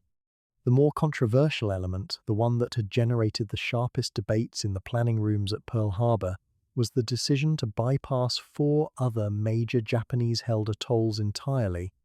Mili, Maloelap, Jaluit, and Wotje each contained garrison forces, defensive installations, and, in some cases, functioning or damaged airfields. In an earlier era of military thinking, these would have represented threats to be neutralized before any deeper advance could be risked. An enemy force left in your rear was an enemy force that could disrupt your supply lines, reinforce threatened positions, or simply survive to fight another day. The professional instinct of soldiers and commanders trained in conventional warfare was to clear, to secure, to leave nothing hostile behind you. Admiral Chester Nimitz and his planners proposed doing something that felt, to some, almost reckless, leaving all 4 atolls exactly where they were, fortified and garrisoned, simply cutting them off and driving past. The argument for bypassing rested on a specific and unsentimental logic. Each of those 4 atolls would have required its own invasion fleet, its own preliminary bombardment, its own assault waves, its own casualties. The fighting at Tarawa had demonstrated what even a small, well-defended island could cost in American lives and time. Multiplying that experience across 4 additional atolls would have consumed months and thousands of lives, and for what? Not for strategic depth, not for decisive operational gain, but simply to eliminate garrisons that, once isolated, could not meaningfully interfere with American plans. The key insight was that a garrison cut off from resupply is not an asset to the enemy. It is, in a very real sense, a liability. Every soldier trapped on Mili or Wotje was a soldier Japan could not use anywhere else. Every ton of food and ammunition locked inside those bypassed atolls was a ton that could not support the battles that actually mattered. Isolation, the planners argued, was a weapon. It required no landings, no naval gunfire, no assault waves. It simply required patience and the willingness to accept that an enemy who could not be reached was an enemy already defeated. The execution of this strategy fell to American air power and naval surface patrols. Carrier aircraft and land-based bombers periodically struck the bypassed atolls to suppress any residual offensive capability and prevent the Japanese from repairing their airfields to operational condition. American submarines and surface vessels enforced a maritime blockade that made resupply virtually impossible. The Japanese High Command, its attention consumed by the catastrophes unfolding across the wider Pacific, could spare little for the isolated Marshall's garrisons. Occasional attempts to run supplies through by submarine or fast surface craft were detected, intercepted, or simply inadequate to the need. The men on Mili, Maloelap, Jaluit, and Wotje were, in the plainest sense of the phrase, left to wither. They would not be formally surrendered until the very end of the war, enduring more than a year of progressive hunger, disease, and psychological isolation, fighting a battle that had already been decided without them. The human reality inside those bypassed atolls was grim in a way that no single dramatic battle could fully capture. These were men who woke each morning knowing that their position was deteriorating, that no relief was coming, and that the war was moving away from them at a speed they could not affect. Malnutrition became endemic as rations were stretched and then stretched again. Tropical disease compounded the toll. The psychological weight of isolation, of being stranded on a few acres of coral, while the conflict that defined their generation swept past without them, was its own form of attrition. Japanese commanders on the bypassed atolls maintained discipline through an iron combination of military culture, formal hierarchy, and the same Bushido framework that shaped resistance elsewhere in the Pacific. The garrisons did not collapse or surrender. They endured, grimly and without hope, in a kind of suspended agony that the bypassing strategy had deliberately imposed. It was not a merciful form of warfare, but it was, by the brutal arithmetic of the Pacific, a far less costly one than the alternative.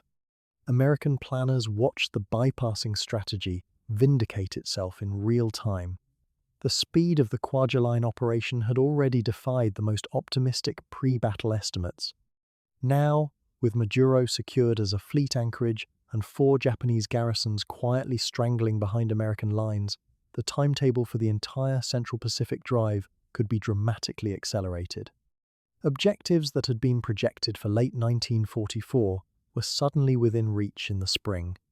Nimitz and his staff began revising their campaign plans almost before the fighting on Kwajalein had fully ended, identifying the next leap forward with a confidence that would have seemed audacious just months earlier. The Marshall's campaign had not merely seized a set of islands, it had demonstrated a method, a rhythm, a way of waging war across ocean distances that compressed time and multiplied American strength. The bypassing doctrine also forced a quiet reassessment of how American commanders understood the relationship between territory and strategic effect. In the European theatre, and in the conventional military thinking that shaped how most officers had been trained, ground held by the enemy was ground that had to be contested. Every position on the map carried an implicit obligation to be cleared, taken, held. The Pacific, with its vast empty distances and its scattered island garrisons, offered a different kind of arithmetic. Territory was only valuable if it could project force, support operations, or threaten supply lines. An atoll that could do none of these things, because it had been cut off, its communications severed, its air and naval capability destroyed, was not territory in any meaningful operational sense. It was a cemetery waiting to be filled.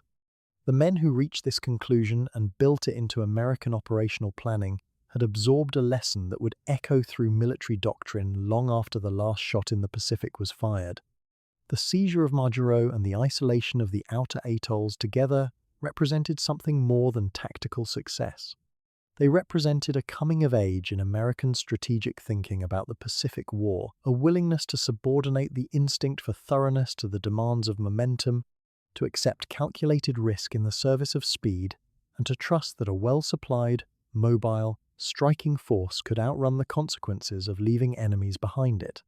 This was not the way the war had been fought in the dark, desperate months after Pearl Harbor, when every Japanese position felt like an existential threat and the American margin for error was razor thin. By early 1944, the balance of industrial power, logistical capacity, and trained manpower had shifted far enough that American commanders could afford to think differently, to move boldly, to bypass freely, to drive hard toward objectives that the enemy could not have imagined falling under attack so soon. What the men on Roy Moor and Kwajalein Island had won at the cost of their blood was important. What the planners at Pearl Harbor had fashioned through weeks of argument and calculation was perhaps equally so. Together, they had produced not just a battle won, but an operational model proved. The Marshall Islands would now become the launching platform for everything that came next. Eniwetok, the raid on Truk, the drive to the Marianas, and beyond.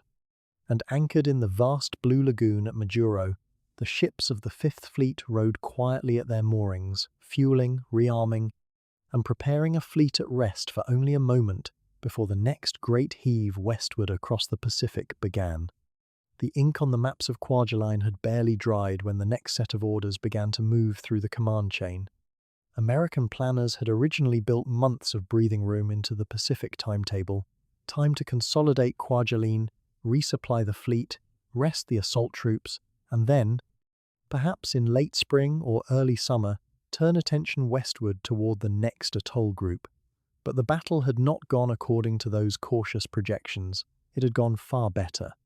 The 7th Infantry Division and the 4th Marine Division had torn through Japanese defenses with a speed that surprised even the men who designed the assault plan. Kwajalein was secured in days where months of resistance had been feared.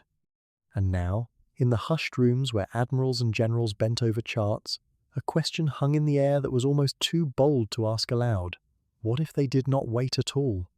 Admiral Chester Nimitz did not need long to find his answer. With Kwajalein in American hands and the Fifth Fleet still concentrated, still loaded, still charged with the momentum of recent victory, the argument for pressing forward was overwhelming. The reserve force assembled for Operation Flintlock Marine and Army units held back in case the main landings required reinforcement had not been needed. They sat ready, trained, supplied, and waiting. Eniwetok Atoll lay roughly 340 kilometers to the northwest of Kwajalein, sitting at the far western edge of the Marshall Islands chain, pressing against the boundary of what Japan still considered its inviolable inner defensive perimeter. It had been on American planning documents for months as a future objective. The question of when had just been answered. The answer was now. The operation was codenamed Catchpole, and the speed of its preparation was itself a statement about how far American amphibious logistics had matured. Where earlier operations had required months of meticulous build-up, Catchpole was assembled and launched within days of Kwajalene's fall. The reserve expeditionary group was redirected, resupplied at sea where necessary, and pointed toward Eniwetok with a compressed planning window that would have seemed reckless a year earlier. What made this possible was not recklessness, but confidence. Confidence built on the accumulation of hard-won tactical knowledge, on supply chains that could now flex and respond, and on commanders who had learned to read the rhythm of battle and act within it rather than waiting for it to stop. Nimitz understood that the Japanese Central Pacific defense was a system, and systems, once cracked in one place, could be broken quickly in others before the enemy had time to reinforce and repair. Eniwetok Atoll was shaped differently from Kwajalein, a rough oval ring of small islands and reef enclosing a wide lagoon, the whole chain stretching across a considerable expanse of open ocean.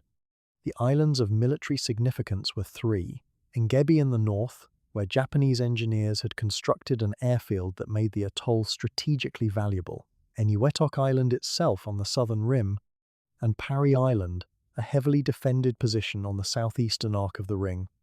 The Japanese garrison was smaller than Kwajalein's had been, but it was not negligible, and it had received reinforcements in the weeks before the assault as Japanese commanders, reading the direction of American pressure, had pushed additional troops into the atoll. The defenders were a mixture of naval infantry and army units, and at least some of them had had time to improve their positions. American planners knew the atoll's layout and had good intelligence on the general disposition of the garrison. What they intended to do was hit it hard, hit it fast, and not give it time to settle into the kind of grinding defense that had cost so many lives at Tarawa and Namu.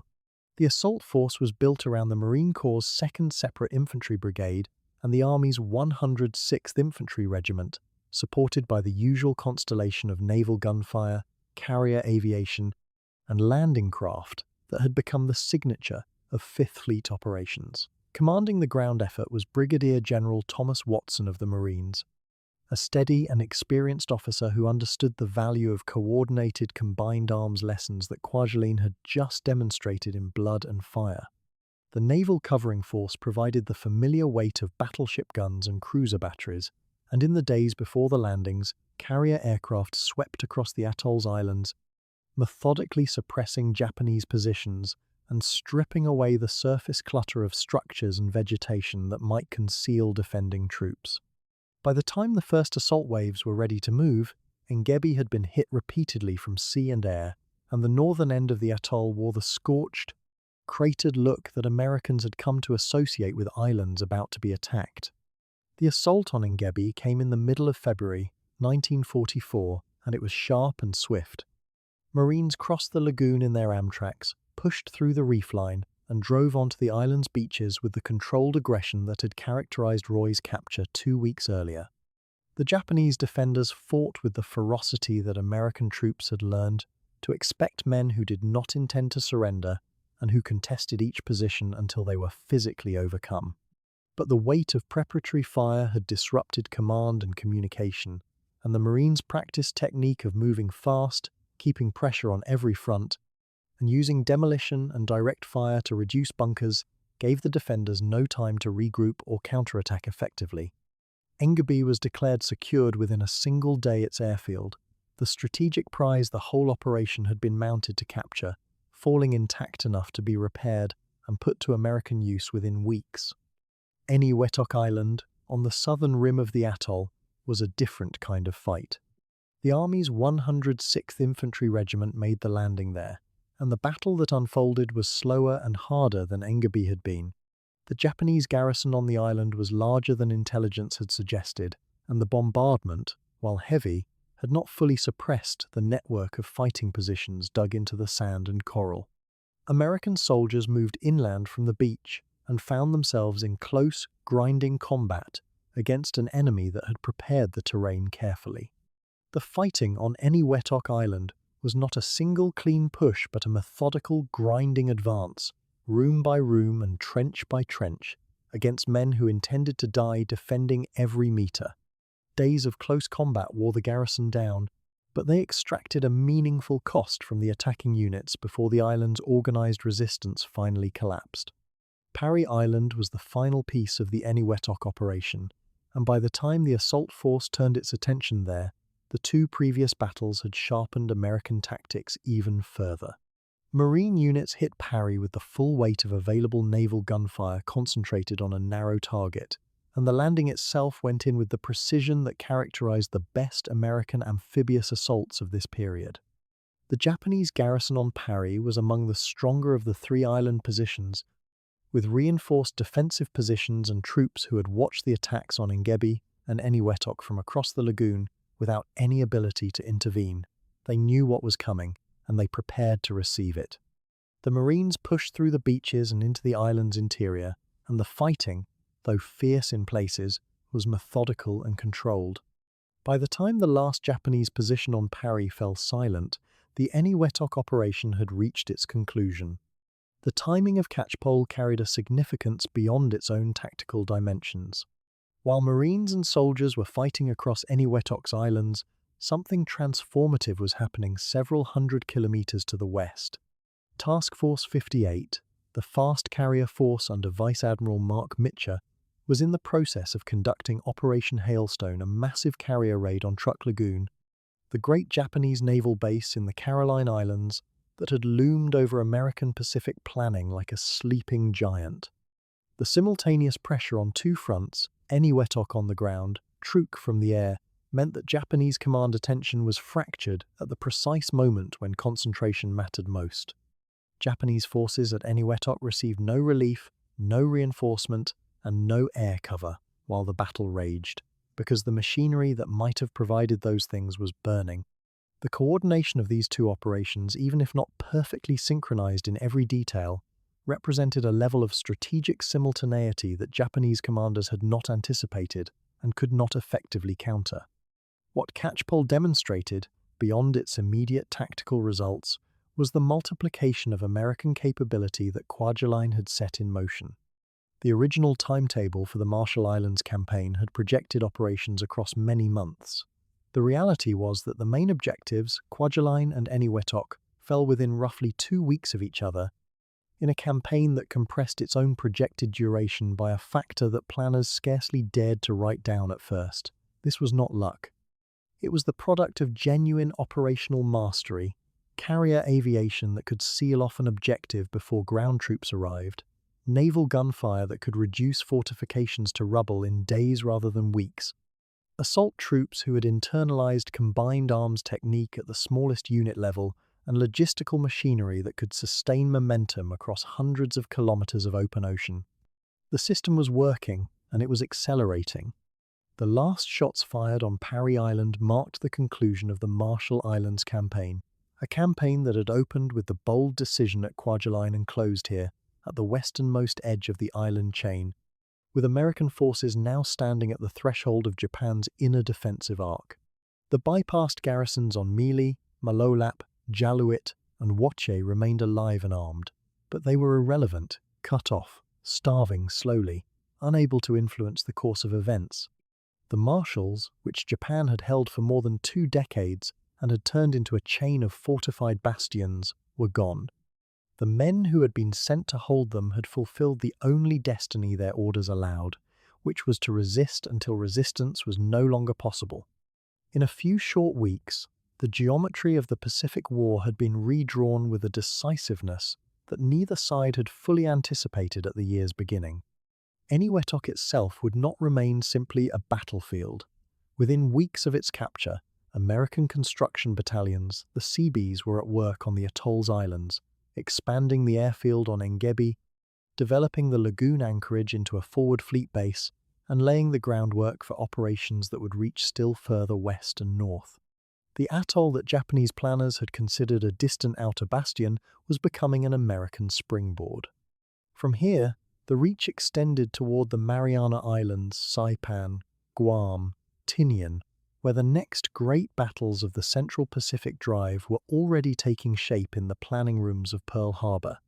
The momentum that had begun with the first shells falling on Kwajalein in late January had not slowed. If anything, it had found its stride. There is a place in the Caroline Islands where the water runs so deep and so blue it seems to belong to another world entirely. Truk Lagoon, a vast natural anchorage ringed by a broken coral reef, sheltering a cluster of volcanic islands beneath it, had become, in the years since Japan seized it from Germany after the First World War, something close to a legend. The Japanese Navy had developed it quietly and carefully across 2 decades, until by 1944 it functioned as the most powerful forward naval base in the entire Pacific Ocean. The Americans called it the Gibraltar of the Pacific. Japanese naval planners called it their unsinkable fortress, the iron hinge on which the entire Central Pacific defense rotated. Its anchorage could hold a fleet. Its airfields could project fighter cover across enormous distances. Its repair facilities, fuel stores, and munitions depots made it self-sustaining in ways that smaller island bases could never be. For years, the mere existence of Truk had shaped American strategic thinking like a gravitational field, bending plans and timelines around the assumption that it could not simply be attacked head-on and survived. That assumption rested on geography, which was formidable enough. The outer reef surrounding Truk's lagoon measured roughly 50 kilometers across at its widest point, forming a natural barrier that made surface assault essentially suicidal. Inside, the chain of volcanic islands provided elevated positions for coastal artillery, radar installations, and anti-aircraft batteries that had been reinforced steadily through the early war years. The lagoon itself was deep enough to anchor the largest warships afloat. Japanese air strength at Truk had at various points numbered in the hundreds of aircraft, drawn from both Navy land-based units and the carrier air groups that rotated through for training and rest.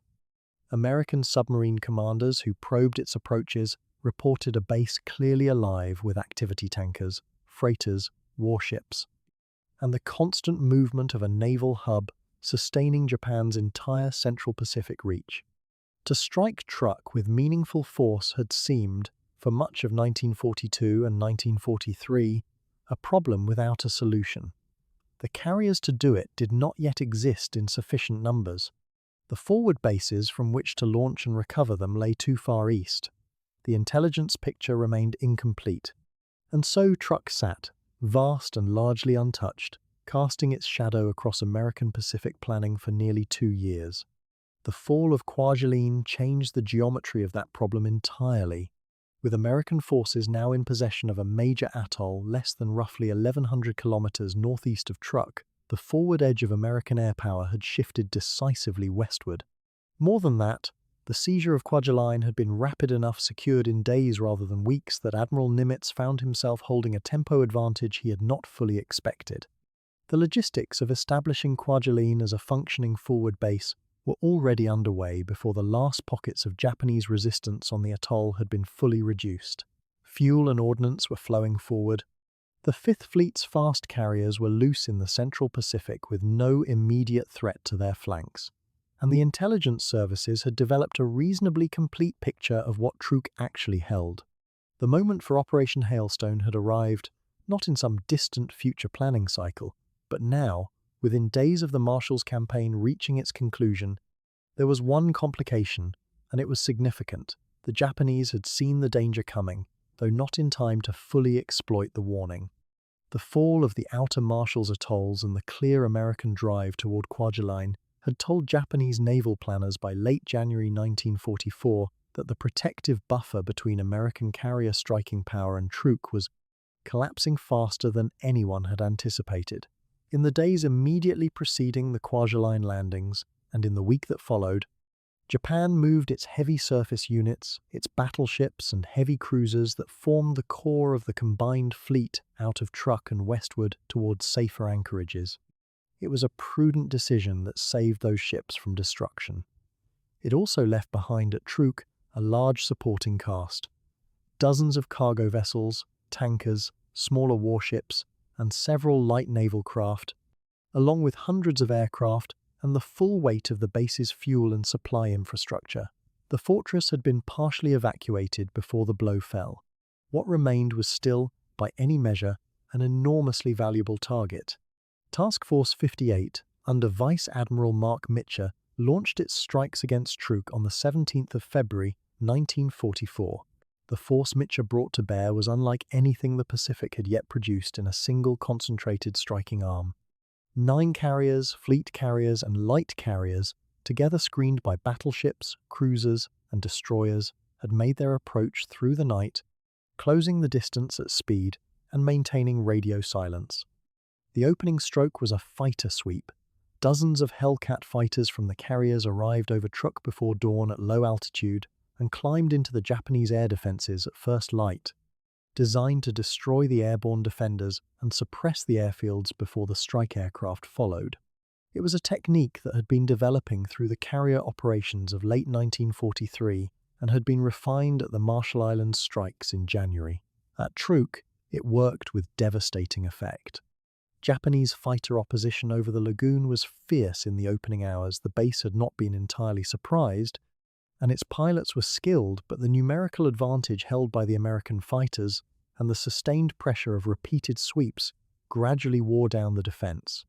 What followed across the 17th and into the 18th of February was the systematic destruction of one of the most important Japanese logistical nodes in the entire Pacific. American dive bombers and torpedo bombers worked methodically through the anchorage, targeting shipping that had nowhere to run in the confined waters of the lagoon. The aerial geography of Truk, so long considered a defensive strength, now worked against its defenders. Ships attempting to escape through the narrow reef passages faced the full weight of American air power concentrated in their path. Tankers went down carrying fuel that could not be replaced. Freighters carrying ammunition, food, and equipment sank in water too deep to salvage. Supply vessels that had fed the base's operational capacity for years burned and settled onto the lagoon floor one after another across 2 days of relentless striking. American aircraft losses were real and not insignificant. Japanese anti-aircraft fire remained intense, and surviving Japanese fighters inflicted casualties, but the exchange was brutally one-sided. When the strikes concluded, the tally of shipping ran to more than 40 vessels of various sizes, and the count of Japanese aircraft destroyed reached several hundred. A large portion caught on the ground before they could be airborne. The surface element of the operation added a further dimension. A force of American battleships and cruisers was detached to circle the outer reef through the night between the 2 days of airstrikes, intercepting Japanese vessels attempting to escape through the reef passages in darkness. It was a classic hammer and anvil arrangement, with the carrier aircraft driving targets toward the surface ships waiting outside. Several Japanese vessels attempting night escapes encountered this blocking force and were sunk or driven back. It was a demonstration of combined arms coordination at the operational level. Carriers, surface combatants, and submarines, all operating in concert around a single objective that would have been beyond American capability even 18 months earlier. The submarine arm contributed as well, positioned along the likely escape routes to catch larger vessels attempting to flee the lagoon before or during the strikes. Together, the different arms of the American fleet functioned as an integrated system with an efficiency that left almost no avenue of escape untouched. The psychological dimension of what happened at Truk mattered as much as the material destruction. Japan had built the idea of Truk's invulnerability into the framework of its strategic thinking and into the expectations of its population and its officer corps. The Central Pacific defense concept rested on a layered series of strong points, with Truk as the anchor that held the entire structure in tension. When American carriers struck it openly, struck it for 2 full days, sank dozens of ships inside its supposedly impregnable lagoon, and then withdrew intact, the structural logic of that defense concept simply broke. There was no longer a line in the Central Pacific that American naval power could not cross. There was no longer an anchorage that could be called safe. The myth of the fortress had been useful to Japanese planning precisely because it was believed. Once Task Force 58 demonstrated it was a myth, the strategic map of the Pacific had to be redrawn from first principles. The connection between Kwajalein and Truk was not incidental, it was causal. Without the forward position that Kwajalein provided, Mitch's carriers could not have struck Truk with the sustained weight that Operation Hailstone required. The logistics of a 2-day carrier operation at that range demanded a base structure within reasonable steaming distance, and Kwajalein provided it. Beyond the physical geography, the fall of Kwajalein had accelerated the American timetable so dramatically that Japan's strategic reserve of time, always a limited resource, had effectively run out before it could be spent on meaningful preparation. The speed of American success in the Marshalls produced cascading effects that reached all the way to the Carolines, compressing planning cycles and forcing decisions under pressure that the Japanese Navy made imperfectly and late. The broader damage to Japanese Central Pacific strategy can be measured simply. Between the fall of Kwajalein and the conclusion of Operation Hailstone, Japan had lost its primary forward naval base in the Central Ocean, its intermediate air network across the Marshalls, and the logistical infrastructure that had sustained offensive operations in the region.